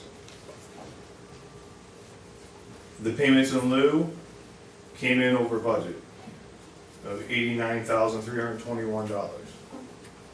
I believe the reasoning for that, I've tried to call DCNR on this, I cannot get through to them, but we were receiving a higher payment from DCNR, which I believe is directly related to the gas wells on the state property and on the northern tier of our district.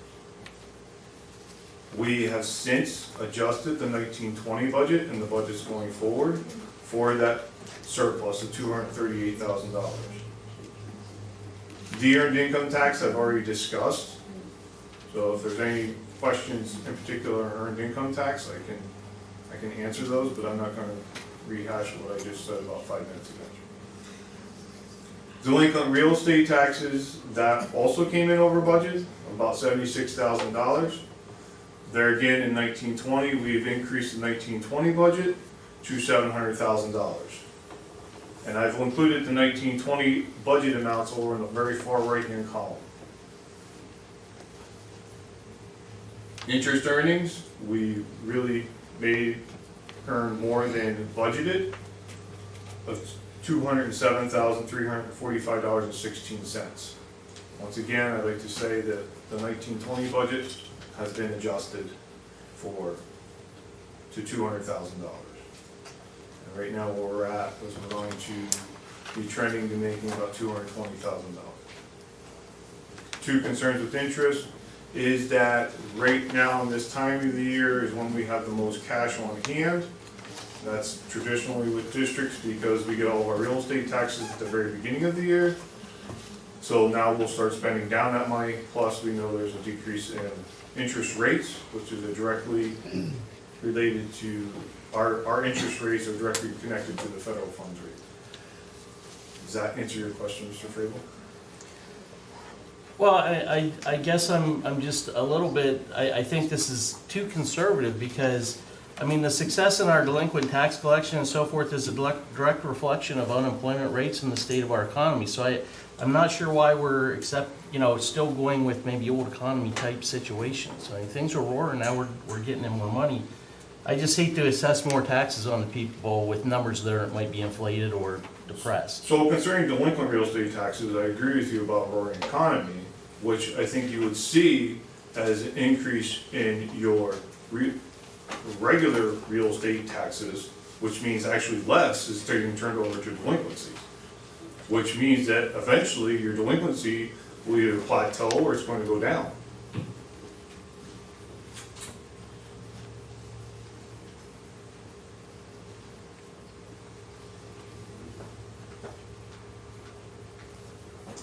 Plus, in the 2021 budget, I've set the delinquent real estate taxes exactly the amount that we collected in this fiscal year, in 18-19. So you aren't predicting them to go down? I've set them right now. I'm not going to sit here and tell this board that I'm not going to adjust these revenue numbers at a later date. We're going to keep an eye on our collections as we go forward, but, I mean, well, the biggest one for me is earned income tax. And having $3.9 million sitting there and letting that ride, that's a little concerning for me. But I'm going to keep an eye on it because I look at it every month as soon as it comes in.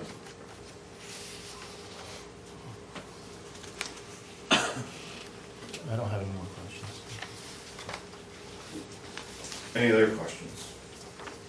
On this projected financial outlook, Mhm. why the change from 2021 to the rest of the year on the other expenses? What's going on there? On the other expenditures, there is right now in the budget under contingency, as we did in the 1920 budget, $1,258,193 budgeted for the unsettled teacher's contract for 2021. That was my assumption, I'm just asking for it. And then, as the projection works, in 21-22, those dollar amounts roll up into their proper categories of salaries and benefits. Thank you.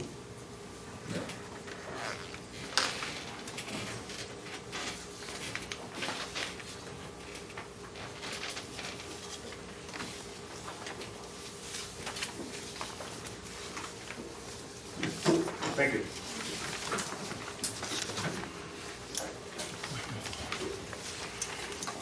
And that ends my report. Thank you, Mr. Ayers.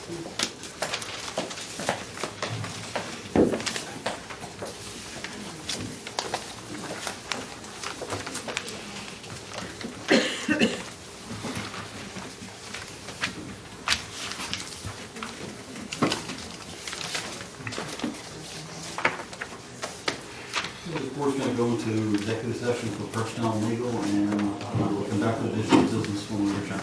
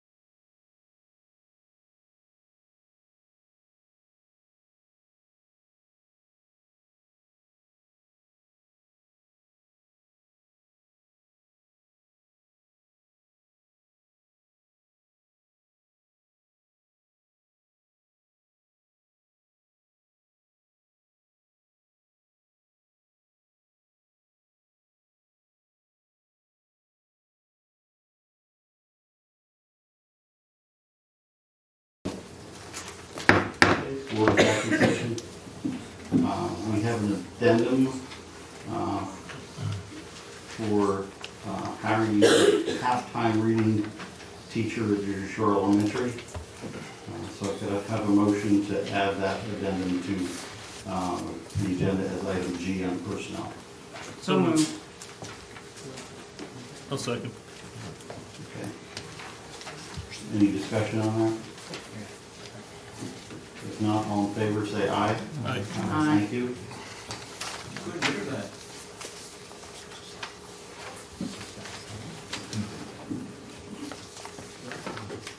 We're adding an agenda item to add a reading teacher at Jersey Shore Elementary, Half-time. at part-time.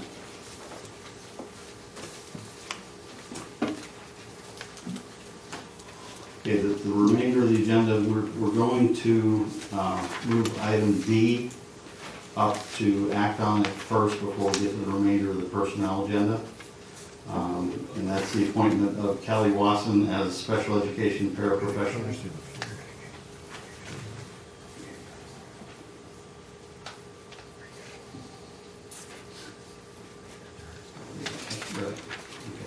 I stand corrected, we're gonna go, we have to have courtesy of the floor before we act on normal agenda items. Mr. Chairman, can I follow up to my presentation? Sure. So I apologize to the board because I told you I gave you a recommendation as part of the index conversation. I would like to place on the agenda at the next meeting, my recommendation to the board would be to place on the agenda to stay within the index and pass that resolution at the next meeting. At this point in time, I will open up to some conversation on that piece of it. This is the same process that we do in years past. This is not setting any real estate tax rates. It is solely, if you pass the resolution, you are capping the maximum that the real estate taxes could be increased at the end of the year. That's part of the budget cycle. Is there any questions, concerns about doing that at the next meeting? What if we want to go above the index? Well, if you pass a resolution, you would not be able to do that. It's hard to decide if you don't have the information, isn't it? You're asking us, we don't really have information to make a decision, do we? Or do we go to the index based on what? No, Ben's telling us that he believes we can stay within the index, that we don't need to go that next level. And that how I'm interpreting your recommendation? Yes, my recommendation would be to stay within the index. And you're confident we won't need to go above the index? Right now, I will not say whether or not we can end this year with a balanced budget, with a tax increase to the index. But right now, it's $600,000. I can't give you a recommendation to seek exceptions and go above the index. Okay, thank you. Any other questions from Mr. Enders on that item? Okay, we'll add that to the next agenda. Thank you.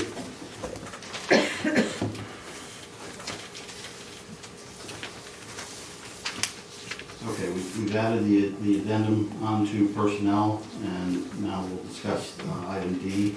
Courtesy of the floor. I just want to go through the change in the. Oh, I know you the order first. We'll be addressing item D at the beginning of the personnel agenda. The item itself won't change, but we'll be just changing the order that will address the personnel item. And now we'll go to courtesy of the floor. Mr. Pryor? Pryor from Township. Good evening, Board. Tonight you will be voting under miscellaneous E on something that will affect the direction of this district, either negative or positive. If you look around, see what the other school districts are doing, it's pretty clear. Now South Waynesboro School District is doing a very similar thing. So I'm just gonna ask you to remember some things.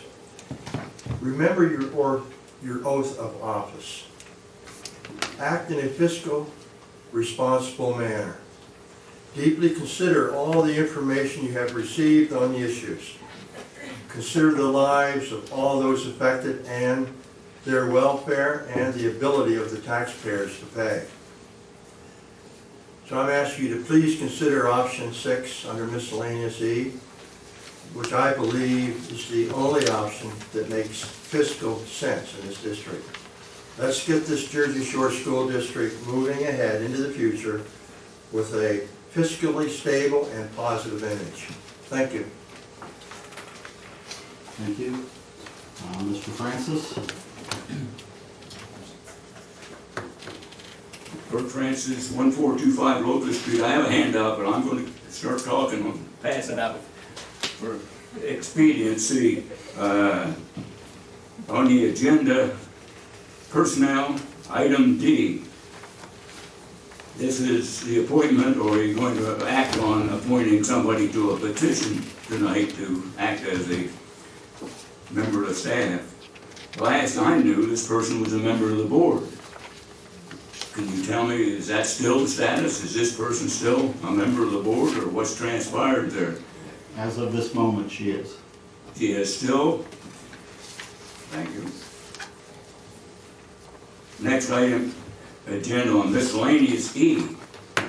That is when we're going to talk about 6 different school closing configurations, etc., etc. My question is, who requested this to be addressed again? The board really has more important concerns than this to address, and I will mention that later in the next go-around. Now I'm going to go to the next one, item K, the executive session, which we are now in. I think or understand there's been a letter presented to the board relative to a lot of conditions that are occurring within the district at the elementary level and so on and so forth. And it's been presented to the board. I understood it was supposed to be presented last week at this board meeting, but I understand the group does have it. And I think I might just have a little bit of a copy. I think it says that this comes from the Jersey Shore Area School District. Comes to that board of directors. I think some people met with the superintendent, they had discussed a lot of these items, and then I think that this was supposed to be presented last week, and it's about 3.5 pages long. With my opinion, I think that this document is so terrific based on what people are saying in there and what we need to look at in our district and what's going on and the underlying works of our school district and what's concerned. These people are concerned, all the teachers. I met a teacher the other day in the store, Mr. Francis, how you doing, whatever. She said, please. She said, all we want, now this teacher I think was from Avis, let's just have the board get all of our kids back to our school. We want our kids back to our school. Let's get all the schools settled down, the population's correct, the configuration settled and so on and so forth. Just get all the kids, get this done and over with. We're tired of this struggle going back and forth. We're concerned about their jobs, everything else. All we want to do is teach our kids. And you've heard me say a million times, we got the best school district in the state of Pennsylvania. But all these teachers want is some changes, and we've been doing this for 8 years. We got to stop all this muddying the water. Mr. Francis? Thank you. 3 minutes up, thank you. Carol Homler.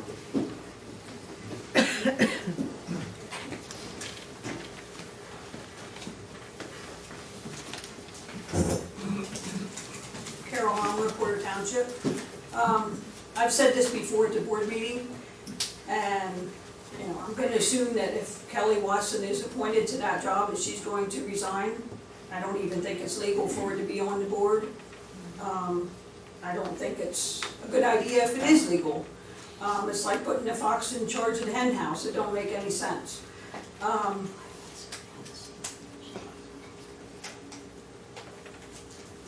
would also like to ask you all to really think about... Mrs. Homler, the solicitor would like to address that issue. Okay, good.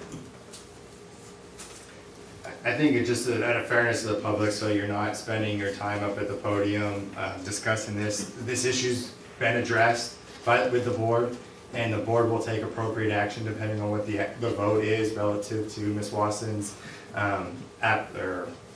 the motion for her appointment and that recommendation. And so everybody can rest assured that it's been addressed by legal and it will be dealt with appropriately in accordance with the school code. Okay, thank you.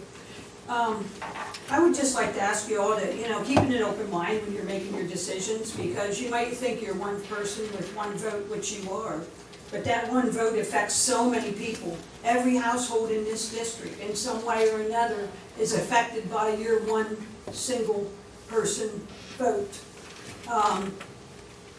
I say, close the schools, get better programs for all of the students. We don't need these underutilized buildings that are gonna need repairs. I would much rather see get more programs, keep this district moving forward. And as Mr. Pryor said, you've seen South Williamsport is considering this same thing.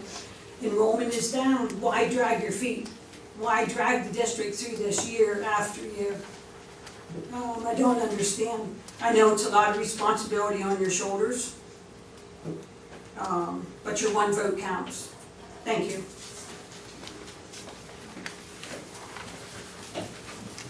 Okay, Alicia Bilby.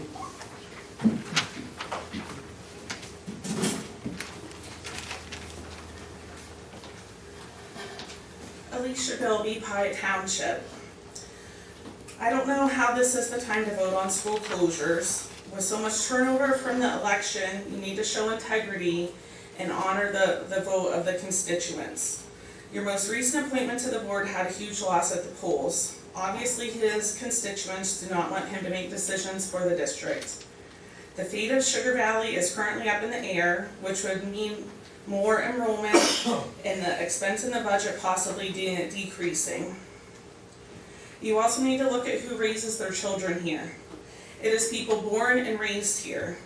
We could go to cities like Harrisburg and Philadelphia and Pittsburgh, where there is big business and have a much higher income. I actually went to Harrisburg as soon as I graduated from college, but when it was time to have babies, I transferred back here. Why? We want our children in small schools. We want to raise our kids in a rural environment. We do not want academies. When my daughter had her 5th grade graduation at Salisbury, there were 6 parents out of 30 students who graduated with me in 1997.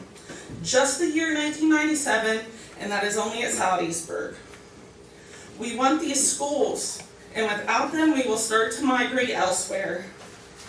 When some people say they are just buildings, it is insulting and shows you have not listened to what has been communicated time and time again by the parents of this district.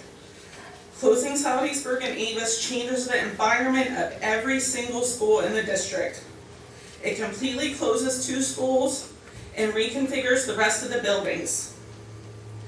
We want our young K-2 children to have older students as mentors. We don't want a school made up of 5 to 8-year-olds with no older students to guide them and help them. We don't want our 7th or 8th graders in the high school with limited supervision.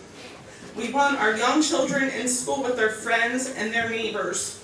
This is why we live here. Thank you.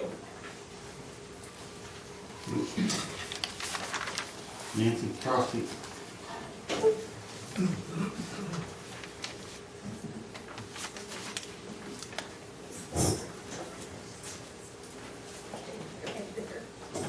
Good evening.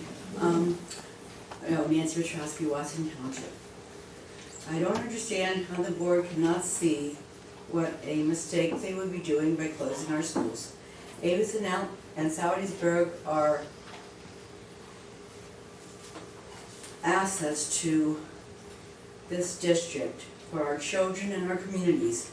We have 2 schools on land that has been bought and paid for by the taxpayers, many of whom were once children in our district. Do you realize how many school districts would love to have these schools and they belong to us? Do you also realize down the road, if you close our schools and we have to add on again to Jersey Elementary, the middle school or high school, because we won't have enough space because you crammed everything into them, that those additions in our new buildings will cost a fortune, and the taxpayers will have to run 100% of the cost because there will be no reimbursement from the state. Please keep Avis and Southeastburg elementary schools open, put sixth graders back in elementary where they belong. Have all students attend the school they belong in. It's a known fact that students thrive in their neighborhood schools and smaller class sizes. You are the ones who have created all of these skewed numbers in classroom sizes. I believe in the tooth fairy more than I believe in these figures you claim will be saved if you close our schools. Stop trying to close our schools and stop manipulating figures to justify your own agendas. We did not end up with the doom and gloom budget deficit as projected. Can we please work together and keep our schools open for our children? Thanks. Beth McLean?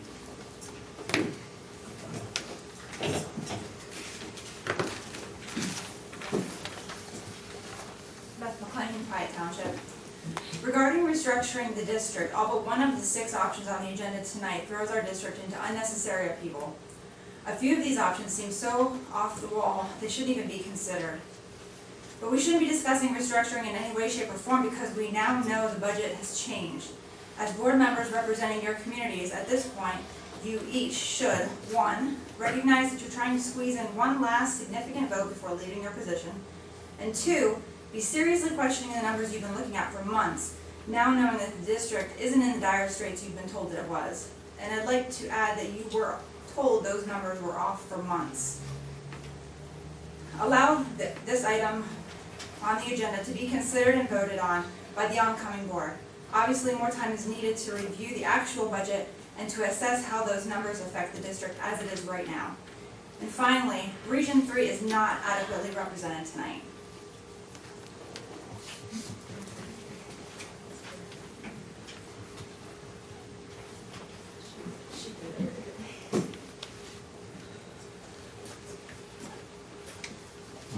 John Sharman.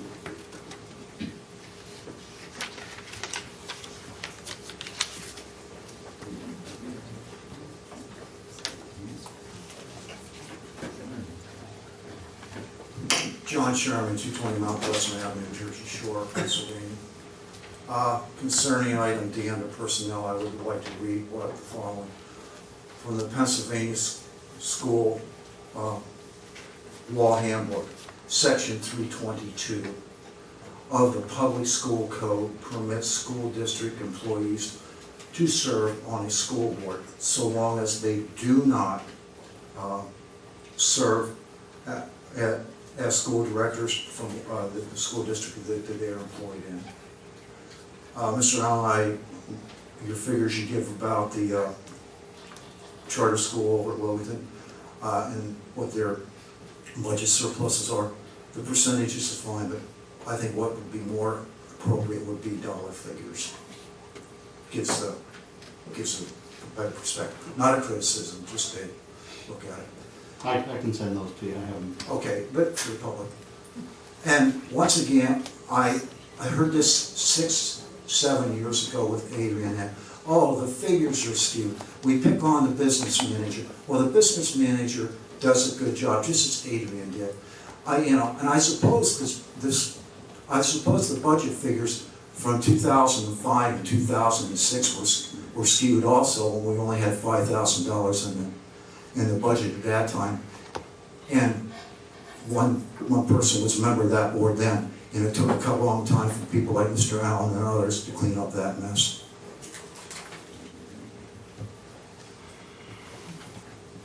Mr. Wall?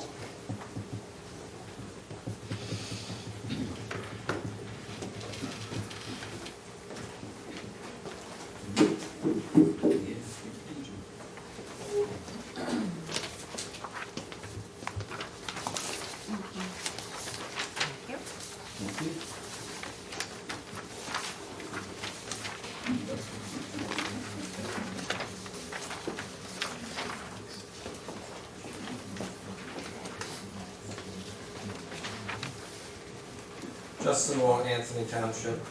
It's been a long road. I think we expected this day to come. Thanks to the veterans. It's always good to see people that serve other people. I'm reminded of this argument of my grandparents all the time because they live on fixed incomes and they also love children. And I've never seen them put themselves or their needs above that of the children. It's not what I see every time I come here. You have in front of you some hidden figures. This administration has provided figures to use along the way. People have pointed out how conservative they are. They will give you a huge savings if you close 2 schools. And their other options, they have given you nothing. Now the savings from closing 2 schools mostly is positions. Yet they don't include positions in any other reconfigure option.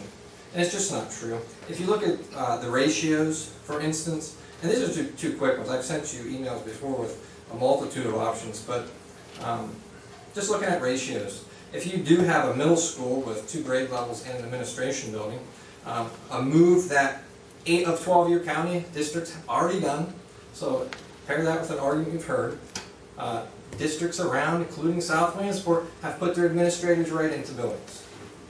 It is what's right to do here. But all that aside, your ratios are no different. Principal to student, administrative assistant to student, in a 2 grade level middle school, if you do cut an administrator and you do cut a secretary, yet they don't include that in those projections, in those options, because they're not giving you an apples to apples comparison, because they don't want you to. They don't want you to go that route. Their job is to give you unbiased information. Were you informed of the surplus before they tried to vote on school closures? Because from what I saw, we didn't know about a surplus until after they tried to close down my child's school. And that's not their job. Their job is to provide you with unbiased information so you can make the best decisions possible. Now, how off is their projection for a $350,000 move of the server? How conservative is that projection? There's no actual bids. And to take the lines from those 2 schools is $180,000. So if they're off, then the argument is no. The difference is 0. From our community's perspective, we've seen a gas monitoring device. We've seen our kids taken from our district. We've seen people that have bought houses that have been told different stories upon registering about where they can register their students. We've had people come in here and with pride for their elementary schools, only to accidentally see 30 test scores misplaced. Accidentally. Shortly after that. Our kids deserve your trust. And at the election, folks, when I went to vote, my time is up. All 3 constituents in my region, Petrossi, Calhoun, Mr. Kinley's folks that were there, all said they weren't for closing schools. So I say we give them the chance to follow through on that. Because if that's what they promised people voting, and that's who won those seats, Mr. Wall, if you then wrap it up, that's please. who should be making the decision, because those voters spoke.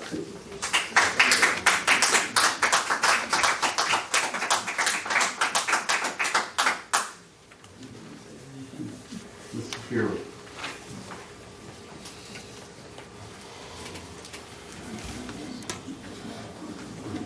Ray Gearley, Pyatt Township. I haven't been here for a while. I was kind of waiting for this moment when we had our budget update, and I was very pleased to see that the great blue bird of budgets dropped a $1.6 million egg in our laps. Imagine that, all that nice extra money, which is in fact $2.1 million because we were projecting a deficit of at least $500,000. So suddenly, we found $2.1 million. That's pretty amazing and pretty wonderful. And yet, when I looked at the agenda for this week, we're still talking about closing schools. In fact, we want to vote on closing schools tonight. And I'm wondering, what's the logic in that? But these questions have been raised by other people. I'm going to address the specifics of these 6 different options. First of all, what professional service experts in these types of calculations made those calculations for the board? Anybody know who was hired to do this? Who has the expertise to do this and did these calculations? Wonder who it was. Because when you look at these numbers, they don't make sense. If you look, it costs more money to close this building than it does to keep it open. And I addressed that specifically in an email to Mr. Allen and the board. Why does it cost more to close this building? Why are we saying that it's $200,000? His primary explanation for why? Decreased efficiency.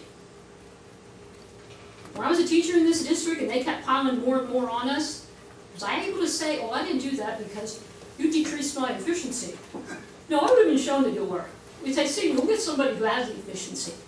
First of all, I don't even know how to calculate that. How do you calculate decreased efficiency? Well, what group of managers would accept that as a reason for costs to go up? That's bizarre.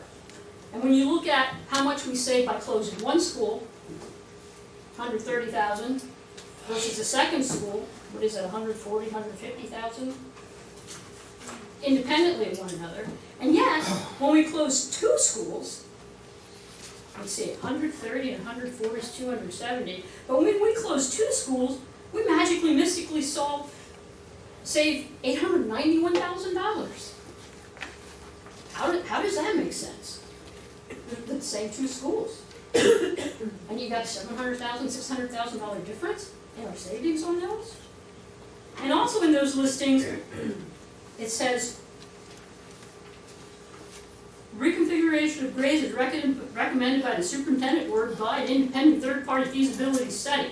Well, that is like the cart before the horse. Not the cart before the horse. The cart is in this zip code, the horse is in another zip code, and they're moving in opposite directions. If you're going to do a feasibility study after you vote, and I would remind Mr. Allen that when he gave his report, he said Keystone did their study before they voted, which that makes a lot more sense than doing a study after you vote. Your 3 minutes is up, you can just wrap it up, please. I'll wrap it up. We have 22 days until the new board comes on. 2 of you were voted off by your constituents. 2 of you have decided to resign. Thank all 4 of you for your service. But if we do still decide to go ahead for a vote, I would suggest and I would ask that you 4 abstain. You are not going to carry the burden of implementing the decision that is made tonight. It is not fair of you to place that burden on the new people that are coming in to fill your seats. It is the wrong thing to do. It would be a disgrace for you to put those people under that pressure when there's only 22 days until they take their oath of office and can begin the process where you left it.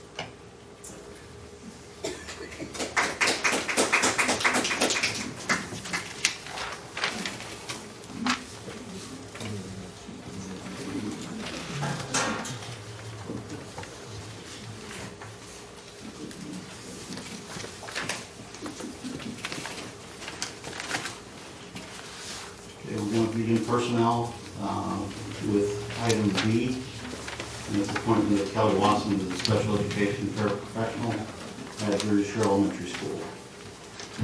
Annual salary $16,684, effective tomorrow. So moved. Second.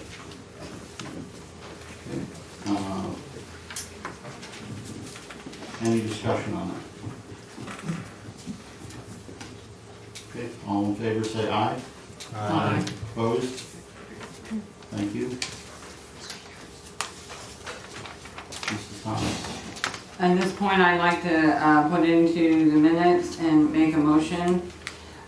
Dear Dr. Renrick, President Allen, and Drury School District Board of Directors, I am writing to inform you that I am resigning from my position as School Board Director for Region 3, effective Monday, November the 11th, 2019. I have accepted the position of Special Education Paraprofessional at the Drury Elementary School, and if you are reading this, I have been approved for that position. According to school policy, I am expected to resign my position effective immediately upon your approval. This decision has been extremely difficult to make. I realize that it is indeed unique and has added some complexity to the process. I sincerely apologize for that. I have loved every aspect of serving with you all and am saddened by the need to walk away before my term has expired. Please know that I have taken this position because I feel that it is my family's best interest. I also feel that I can make a positive contribution to the lives of our students at Jersey Shore Elementary. Sincerely, Kelly Lawson. The motion is to accept this resignation. Okay.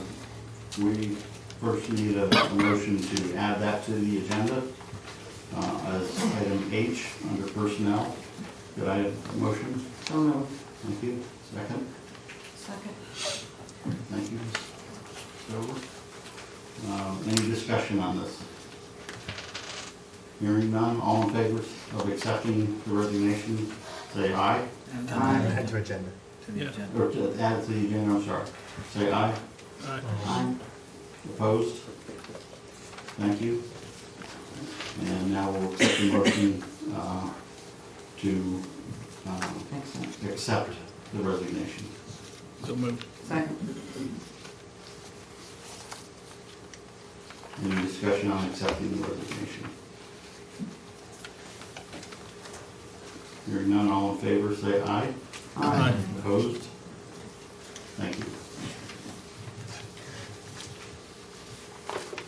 And now we'll move on to items A through C and E, F, and G. So moved. Second. Any discussion on any of those items?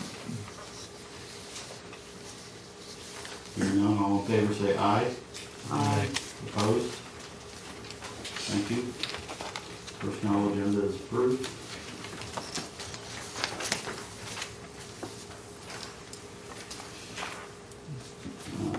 Nothing under curriculum instruction and nothing under building and grounds. Finance, A and B. Motion? So moved. Second that. Any questions or comments or concerns? Well, I just have a question now. Making this committed fund balance in the capital reserve, can it be brought back out to the uncommitted fund balance? Mr. Enders?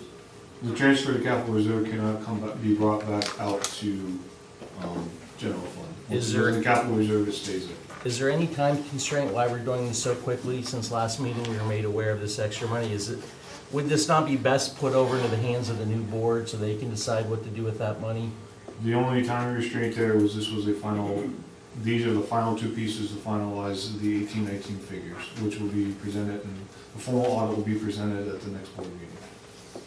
But we don't really have a time constraint other than that. Other than that, no. If you don't do it, that would need to be reversed out of the audit.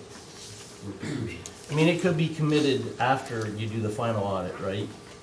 After you do the final audit and it's put on our fund balance, then we could commit it afterwards, right? You can transfer and commit fund balance to capital reserve at any point in time.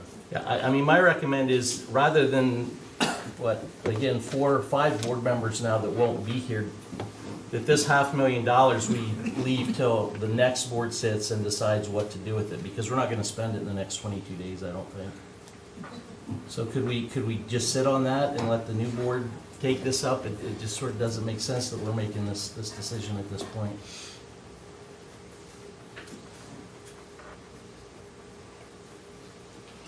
President, you're just talking about A, part I'm A. just talking about the transfer, right, and not B, just A. I'm not necessarily against it, but, I mean, I'm not comfortable in voting to support that when I'm not even gonna be here to see how that $500,000 is spent. So I'm just asking it be delayed. We have a motion and a second on the floor. Is there any other discussion? Well, I don't know if it has to be the whole 5,000, 100,000 or not, but I do support putting some of it back in, because we just spent, part of that was we spending a couple $100,000 on the pool, and you wanted to replenish that fund, correct? 250,000 roughly. And I think we heard there's another $500,000 that's needed to finish the other things that are wrong with the pool, in addition to the drains that need work on now. Did I make the motion? Let me just second. Did I make the first motion? Yes. You made it, and John seconded it. No. Or Harry seconded it, I'm sorry. Okay. I am okay to change, to add an amendment, a motion and make that transfer of $250,000 to cover the, basically to cover the present pool, because we can, when the new board comes on, we can add more to the capital projects at any time, but you have to agree to that too, or not agree, it doesn't matter to me. Well, I mean, again, I'm not against necessarily the transfer, but even when we approved the two, I think it was 205,000 for the pool. 217 or something. 217, we had no knowledge of this extra money at the time. We were ready to take it out of our capital projects. I know we reviewed the balance at the time we had that meeting, when we decided to take that money. So, I mean, it could go for that. I'm not, myself, don't want to vote in that direction, because I'm not going to be here. I'd like to hand that over to the next board. Brungard? You want to rescind your second?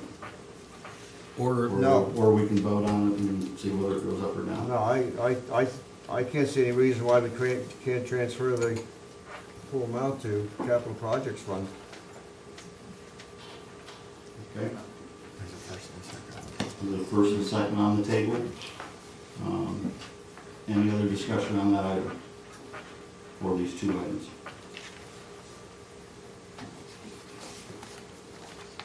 Hearing no other comments, all in favor say aye. Aye. Opposed? Nay. Thank you.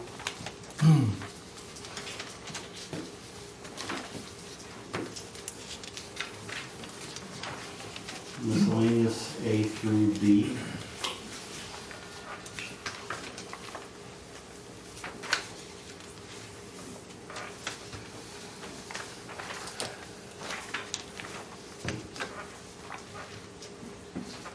So moved. Second. Thank you. Any questions or concerns on A through D? Just a refresher what A is for.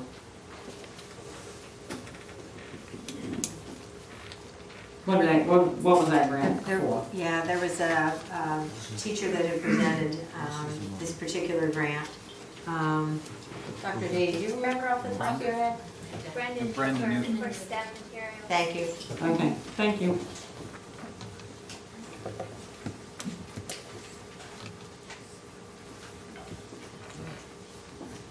Any other discussion or questions on A through D? I don't know if I can ask this here or wait till old business, but we're paying Williamsport, which I understand, and that's a very reasonable amount, so I thank them for that. What is the status of our pool at this point? Mr. Wall? Mr. Wall, do you have just a quick update? Wake up. I had it under old business, but I'm asking to hear it. It's going well. All the excavation, concrete removal, that's all finished now. The drains were delivered, the new drain sumps were delivered last Friday. Obviously, the crew's working, they're working a couple different jobs, so they're working in and out. The other job, the last day work was Friday, and then be back on site tomorrow. To say anything that could have potentially been a change order with unforeseen soils under the pool, just everything being unforeseen. All that is kind of taken away now. It's basically putting everything back together and re-pumping all both sumps and the 8-inch pipe that goes back into the floater pit and re-tiling the pool and sealing it up and filling it up. So at this point, barring no problems, it should be done on time. Oh, yeah. Okay, thank you. It's going well. Remind me, what was the timeline for completion? December 31st, End of the year. Christmas. Thanks. Thank you, Mr. Wall.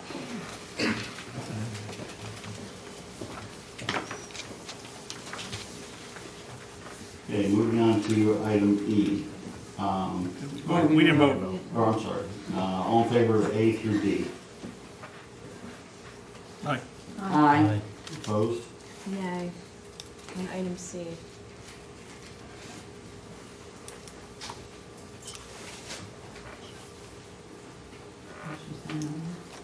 So a nay from Mrs. Stemler on item C.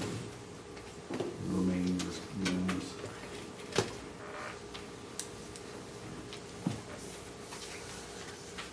Okay, item E. What we're going to do with this, it's a sequence. of motions. The very first one is a vote whether or not to proceed with the remainder of the sequence. If item E is not approved, we basically stop and go home. If E is approved to move forward, then we'll begin going down the list of various options, asking for motions and seconds. If he doesn't get a motion or a second, we'll be skip and we'll move on to the next one as you go down through this. Any questions?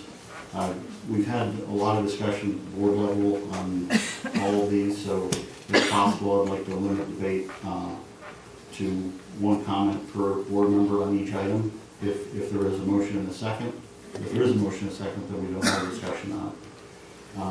And limit your comments out of respect to keeping everybody else here longer. No, they can comment as much as they want. Let they comment on that. Thank you, Mr. Field. I'm just speaking for me, of course.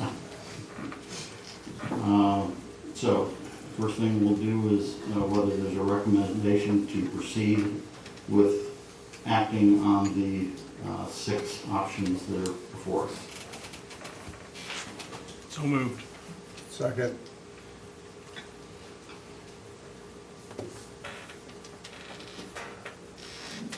I'd like a roll call, please. We have a motion and a second. Any discussion first? We'll grant the roll call, Mrs. Thomas. Thank you.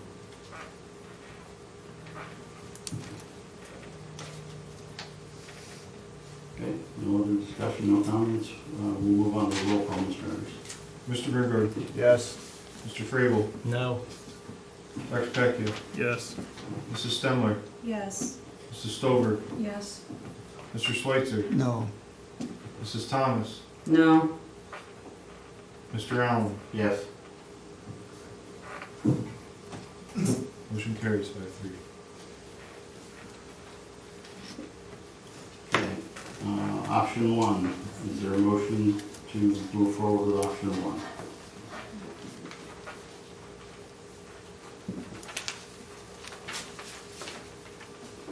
Okay, hearing none, no motion, so that option will be removed.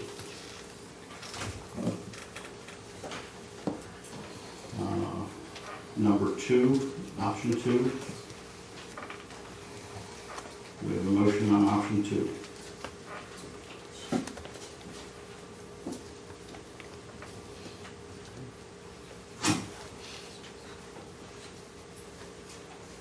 No motion.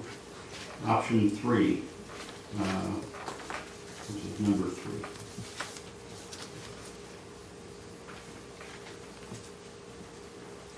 Motion on number 3. Okay, no motion. Number 4, which is actually option 6. We have a motion on option 6. So moved. Second.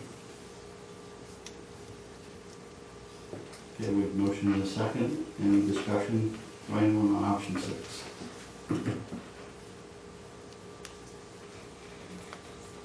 My question is, if this goes through, what is the recommendation from the administration on the class sizes? No more, no less, what is the max and the minimum of the class sizes?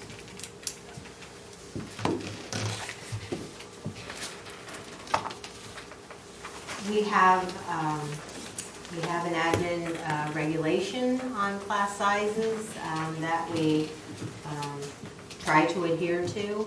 I do not have that in front of me, but. It's the one on the way to the right.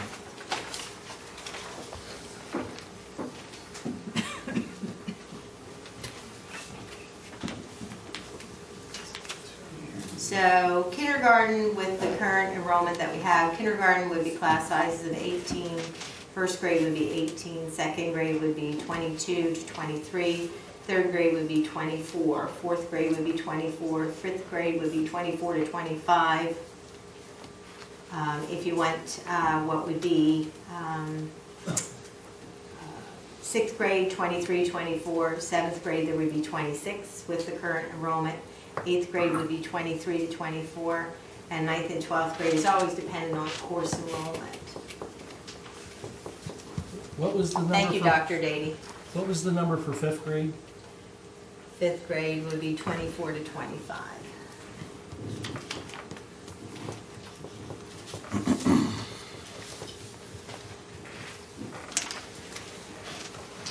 Any other questions on option 6? Or I do motion? have another question. With the middle school being 4 through 7, what would be the 4th and 5th grade school day be like, confined, I mean, like they do now, one teacher teaching all subjects, rotation of classes, recess, what would that day look like for the 4th and 5th graders? The current conversation was that 6th and 7th grade would continue with their teaming concept, which is currently in play at the middle school, and 4th and 5th grade would continue with their utilization of departmentalization. Some classrooms right now across the district have teachers that teach just English, language, arts, and social studies, and another teacher that teaches the math and the science.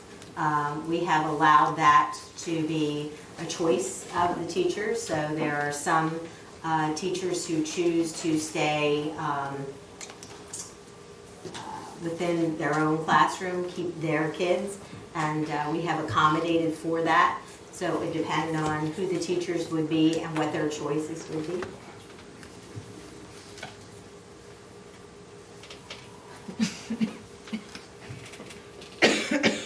My comment would be that I don't think we're ready for this yet. I'm not saying we can't get there.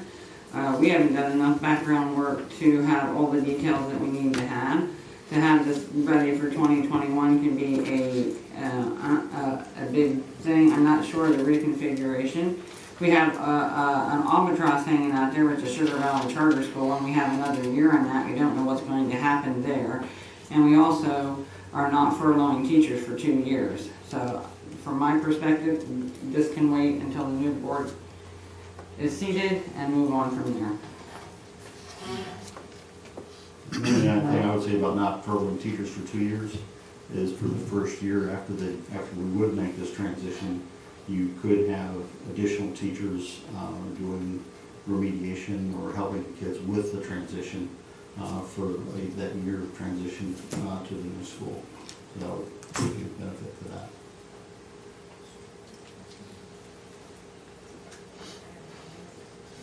Which for the first year would effectively lower the class size.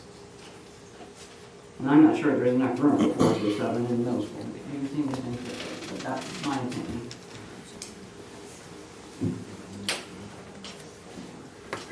Any other comments or questions? On the 891,000, can we have a little more information on how you came up with that number?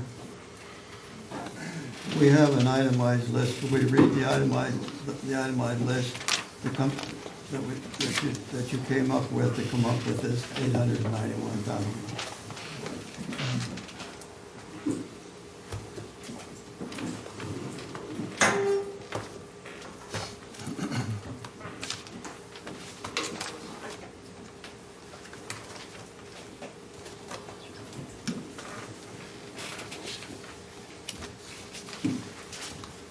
That list was put together by the committee as a whole when we sat down in the springtime and reviewed this. I have since updated that with 2021 figures late last week, and also removed the 3 teaching positions that were originally put into that number. The savings number is $554,257.47.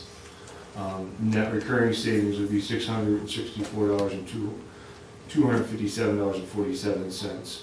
That number I just gave you, that's the difference with the committee number that's on the agenda. The committee decided that they did not want to take into consideration any one-time costs when the numbers were presented to you.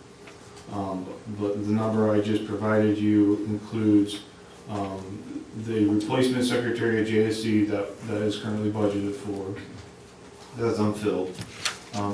One of the other secretarial positions from one of the outlying buildings.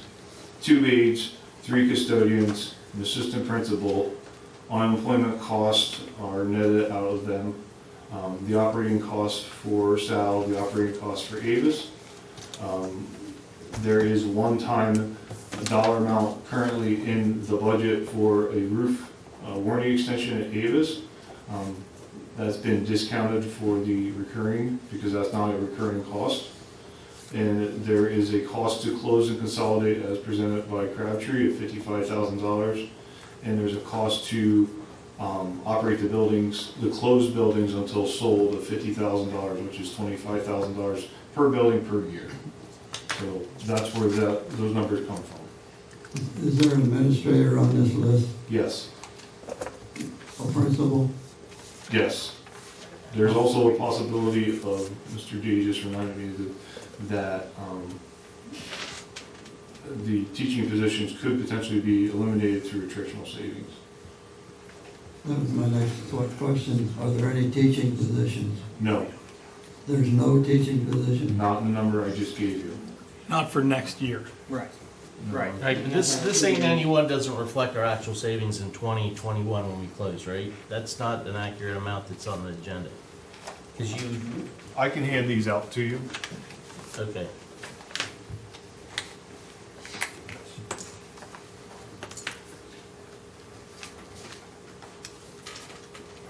We saw this already, right? No. No, it's different?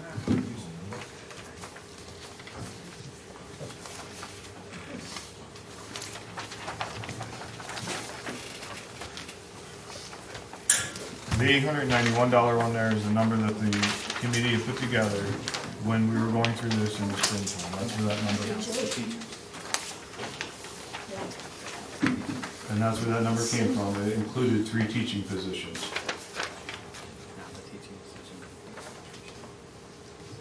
And the numbers I just gave you, as you can see, I left the 3 teaching positions on there, but did not put any dollar amounts on them because of the inability to further.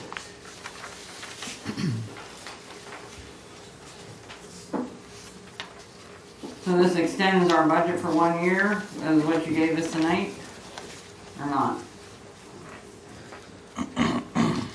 We wouldn't have that $2 million deficit in year 4? We wouldn't have a deficit in year 4, then we would be looking at surplus. That's in my year question that I'm asking. How that affects this budget you just gave us tonight. Because from my perspective, this is a Band-Aid, so it covers year 4, but then year 5, we're back to the same point. We would not necessarily be back there if we could reach the agreement with the association, as you said, reach our contract that we offer them, and if the charter schools, we happen to luck out on that, we could be, pretty well off here in 4, 5, 6, 8 years down the road. Well, there's an if and an if, and that's what I've been saying all along. We don't have enough information to make this decision intelligently for our students. There's a lot of ifs out there. That's my point. This one is not. Figure 'em out. Courtesy, the floor is over. No comments, please. From Well, this should not the be, audience. this should be a group discussion. It is one board. It's too important. You're out of work. I know I am. No. Feels good. Good. Would you like to be removed? Sure. On JSE, how many students? Oh, I'm sorry, go How ahead. many students will be in JSE? K to 3. How many students are you looking at there? We're gonna have 700 students. We have 600 there now, a little bit more. Or less. Representative Government at its finest. Take my other arm, that's my daughter. Excuse both of them. Love you, Bert. Love you, Brian.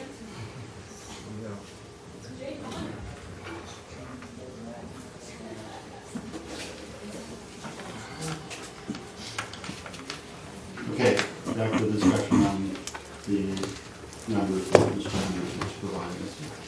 Mr. I'll go back to my question on JSE, K to 3. How many students are we talking about? K to 3, 640.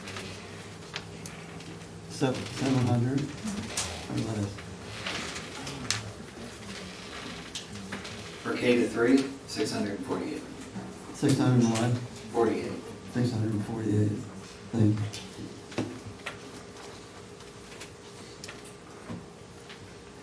I'll ask another question. Let's make sure you're aware that the 8th grade, in this reconfiguration, the 8th grade would move out of the middle school and move into the high school. Is that a problem? Savings and salary benefits.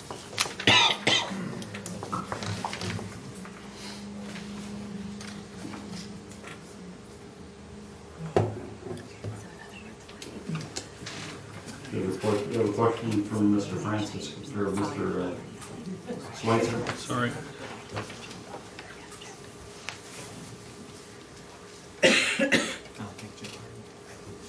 Mr. Schweitzer had a question. Could you repeat that question, please? My question is, 8th grade will be moving into the high school. And will that be a problem? No, because we have the E-wing. Will the 8th grade be, will there be space?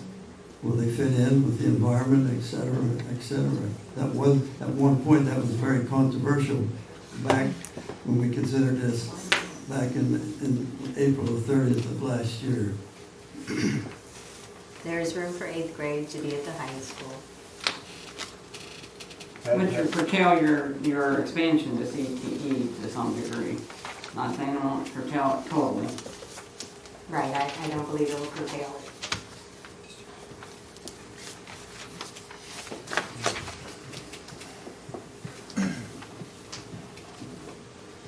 Answer your question, Mr. Schweitzer.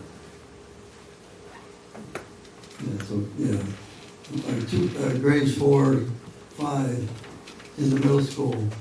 Well, that, it's designed for 6, 7, and 8 right now. Will it require changes to the physical plan to accommodate the 3rd, 4 and 5? Mr. Wall, you went through and did those sort of measurements, correct? Yeah, I don't believe we made any changes when we transferred kids for the JSE renovation. The only thing I can speak to that is when we were going through the Nipponos transition, we had 4th and 5th grade over there from JSC and Nipponos before they came over to Jersey Shore Elementary. Yeah, but that wasn't all the 4th graders in the district. It just the 4th graders in the Nippono schools. There's quite a difference in numbers there. Just asking the question.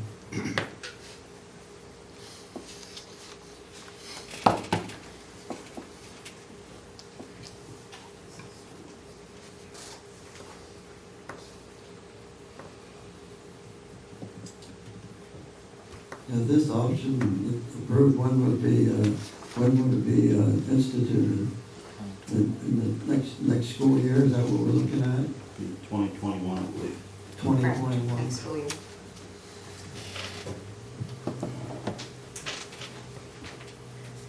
If this option would go through, it would be to the 2021 school year, and you realize that things aren't working out, what is the next game plan? That all the ifs come true, what's our game plan if we don't have room? Our CTE program is stifled, what would be our next game plan? What do we need to do, where would the board need to go, and what ratifications would need to be made to reverse this or do whatever? I don't believe that the game plan will work because we have looked at this.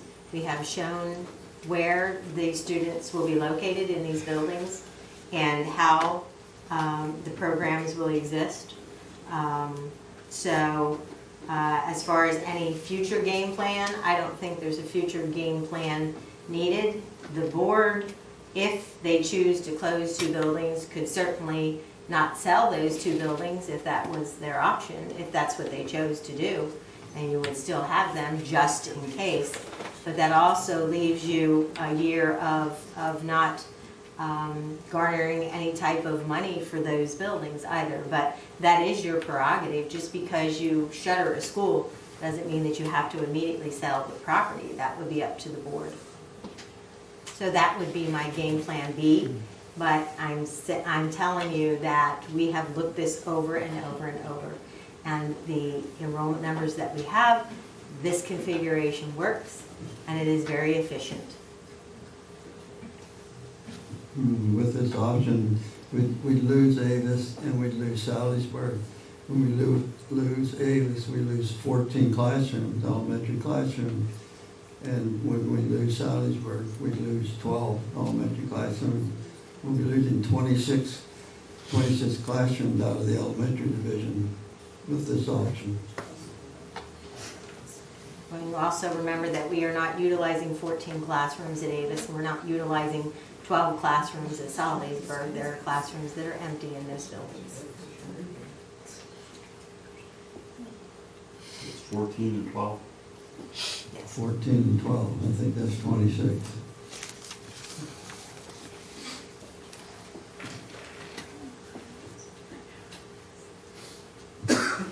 Another point on this, we're concentrating the kindergarten, first, second, and third grades in one building, and looking ahead a little bit, that doesn't, I don't know how much room we have for an expansion. I was gonna ask that question. Crabtree pointed out that we fall 10 acres short of what I believe PDE's recommended acreage is for our district once we close these two outlying schools.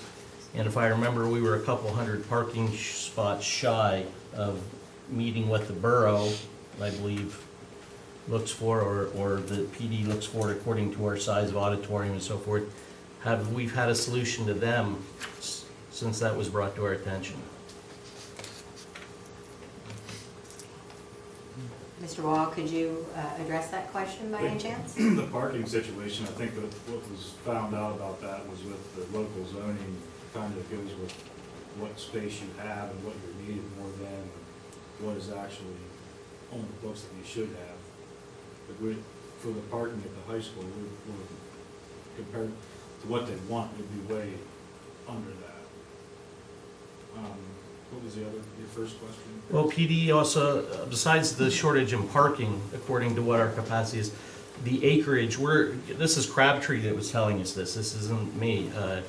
We're 10 acres shy of what our campus size should be according to what they recommend once we close out those outlying buildings. And I just wondered, I know there was land for sale, I even brought the attention of the administration right close to the district, and we didn't seem to show any interest, but have we done anything to address that? I mean, that's a lot of acreage. I know we're tight we have our football team practicing on our baseball field and our wrestling teams. I mean, we're just crammed. So have we addressed that at all, or are we just leaving that go?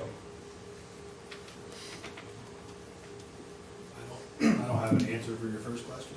No, the only statement I can make to which the athletic piece of that is that the board made a motion and voted to have us look at our current athletic facilities. Mr. Wall and Mrs. Henry and myself sat down and started that process of the report of the athletic facilities, and the plan that the board gave us was to present that to the capital projects in January, which we are planning on doing. I can tell you preliminarily coming out, one of the options coming out of that would be to greatly expand the number of acreage for the district to do a full-blown stadium. So that could potentially be the solution to the 10 acres that we would be short, and also solve some of our practicing facility issues of having the football team more than the baseball. But where are you putting that? Because that was a conversation that we had during our meeting, was that in particular. Well, is that part of this plan? Because I wasn't aware of that. I mean, where are we going to acquire the land? I'm giving you a very preliminary perspective of that. The board asked us to do that on October the 17th, and we've met once on it, and I'm reading the report right now, and we'll probably meet with the superintendent and assistant superintendent in December to present the report and finalize the report and then bring it to capital projects in January. And I'm sure coming out of that committee will be a full-blown presentation to the full board. So we're putting the cart before the horse again. I want to go back to the middle school reconfiguration. Presently, it's 6th, 7th, and 8th grade.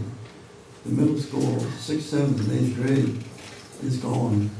What impact is that going to have on the 6th, 7th, and 8th grade concept?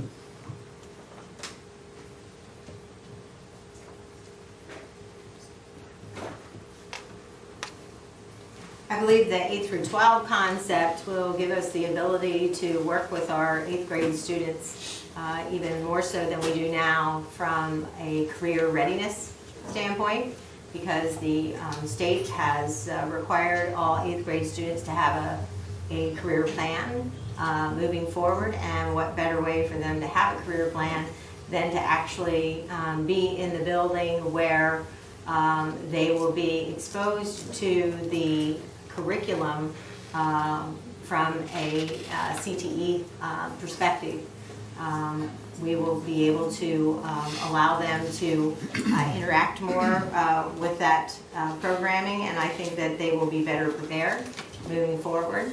As far as 4, 5, 6, 7 configuration, the 4, 5, 6, 7 is a more of an intermediate grade level, where the K through 3 is a primary grade level, so the focus will be on the intermediate concept. Intermediate concepts are very successful, and I see no reason to believe that our intermediate concept would not be successful either. Will this have an impact on the athletic programs for 6th, 7th, and 8th graders? No.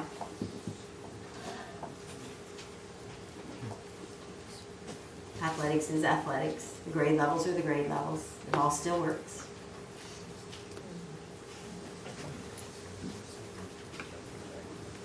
How about the playground space for, 4, 5, 6, and 7? We're not really changing the amount of students per building drastically.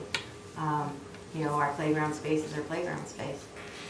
But we had in our presentation from Crabtree, we were using a parking lot at the middle school as well as the tennis courts as a reconfigured playground. Is that still what the plan is? That is still the plan. Will we lose those parking spots then below the middle school? So that'll compound the problem?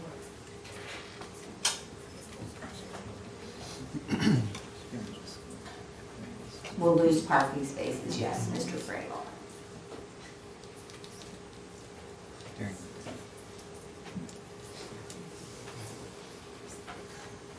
Because in both the high school and the middle school, you'll have more teacher cars, so there'll be more teachers in the building.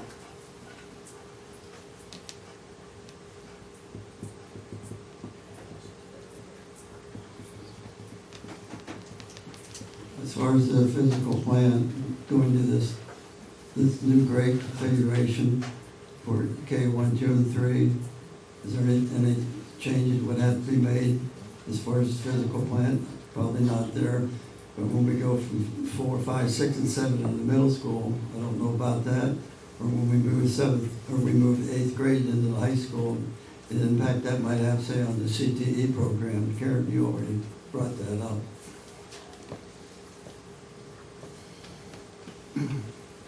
As far as K to 3 at JSE, that building has been built for those grade levels. That's not an issue.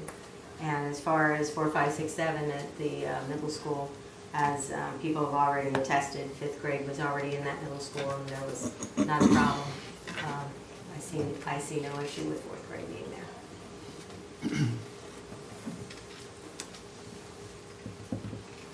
How about transportation costs?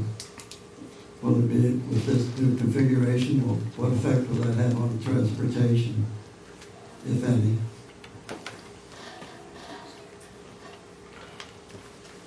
Dr. Nady? Yep,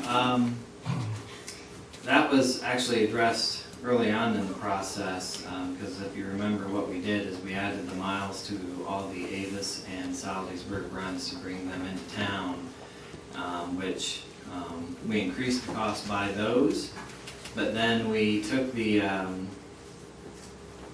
fact that we'd be able to eliminate a bus, because we have a bus that goes around to all of those areas to bring kids into town, do the services that are only offered in town. And with our reimbursement and everything, it came out to under, I think it was under $2,000, what ended up being the overall difference. But that's mainly because we're able to eliminate a whole bus from what we pay for. Well, is there gonna be additional costs, or isn't there gonna be additional costs, can you tell? Under $2,000 is what we projected. Would you say 92,000? Under 2,000. Okay, well, sir, I get a little late, you know. Wait, because I'll have money. Why is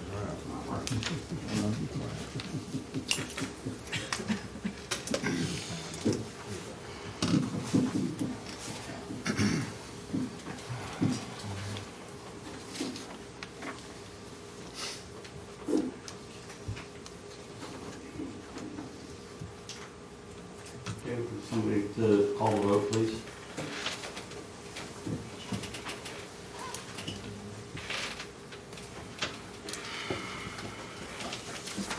Mr. Farmer, roll call. Mr. Farmer.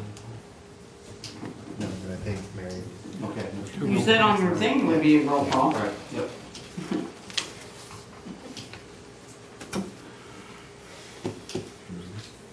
Okay, call the vote. We're voting on number 4, option Option 6. 6. Mr. Burgard, Yes. Mr. Fravel, No. Dr. Pecchia, Yes. Mrs. Stemler, Yes. Mrs. Stover.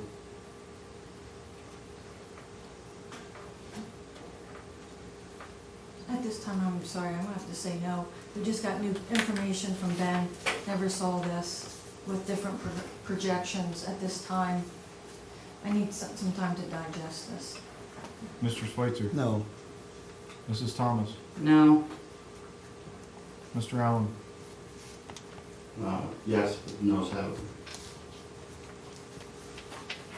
motion fails. 4-4. Okay. Move on to option 4. Number 5 on the list.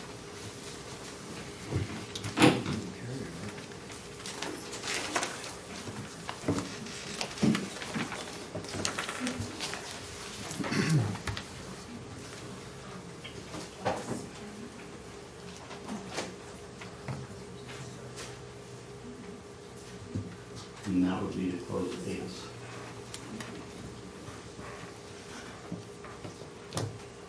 A motion on number 4. So moved. Give a second.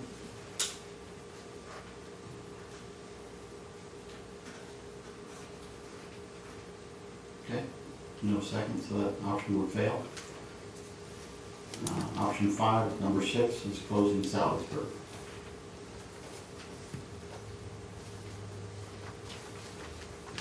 For the motion, Motion to approve. we have a second.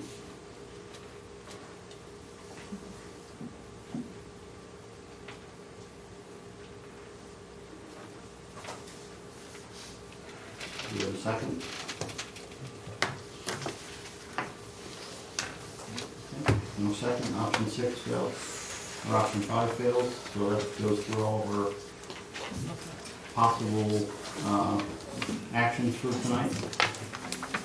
And for the final courtesy of the floor.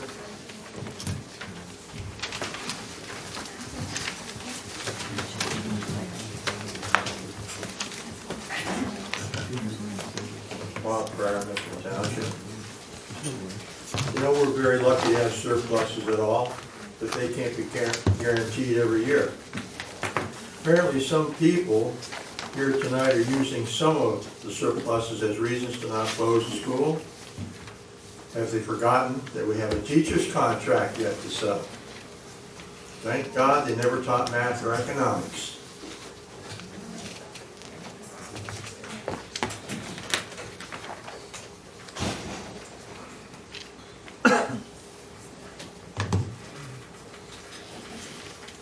John Sherman, 220 Mount Pleasant Avenue. Just want to say thank you to those who voted in favor of option 4, and that's all I have to say, because the taxpayers are going to be in for a rough time of it for a long time. Maybe the only decision that should be made is when it does go downhill, the state steps in, and then they'll make the decisions. And like I've said before, I've just seen all the attacks from past years with it against the business manager. And one fact that wasn't skewed, this is when back in 2005 and 2006, the school district had a very big tax raise and was staying near bankrupt, and it took a long time to get out of it. And one of the people in the audience was a member of that board at that time.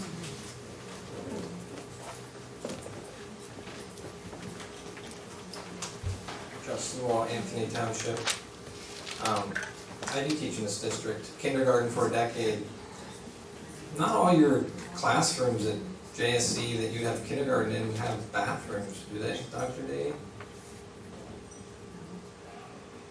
Depends how many kindergarten classrooms there were. There are 8 classrooms with bathrooms. Because I seem to remember a discussion here that you would be short bathrooms for kindergarten classrooms. If there were 9, there would be 1 without. That wasn't brought up today, but in perspective, because that would be an issue, decide which kindergartners get to use the bathroom, which ones have to find their way down the long hall in a short time frame. I'll finish by a little tribute to Merrill Schweitzer. He's a great veteran, as we've seen many veterans here. And I don't know which meetings he'll be at, which ones I'll be at.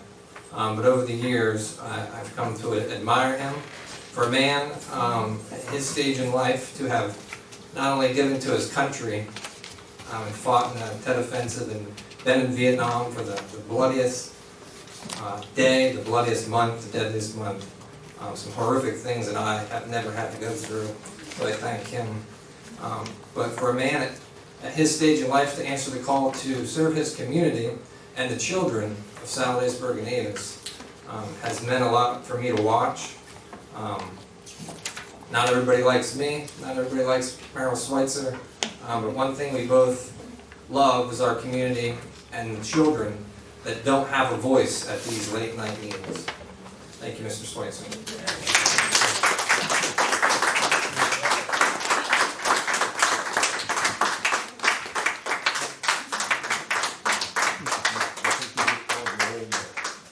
I think you just called you old, though.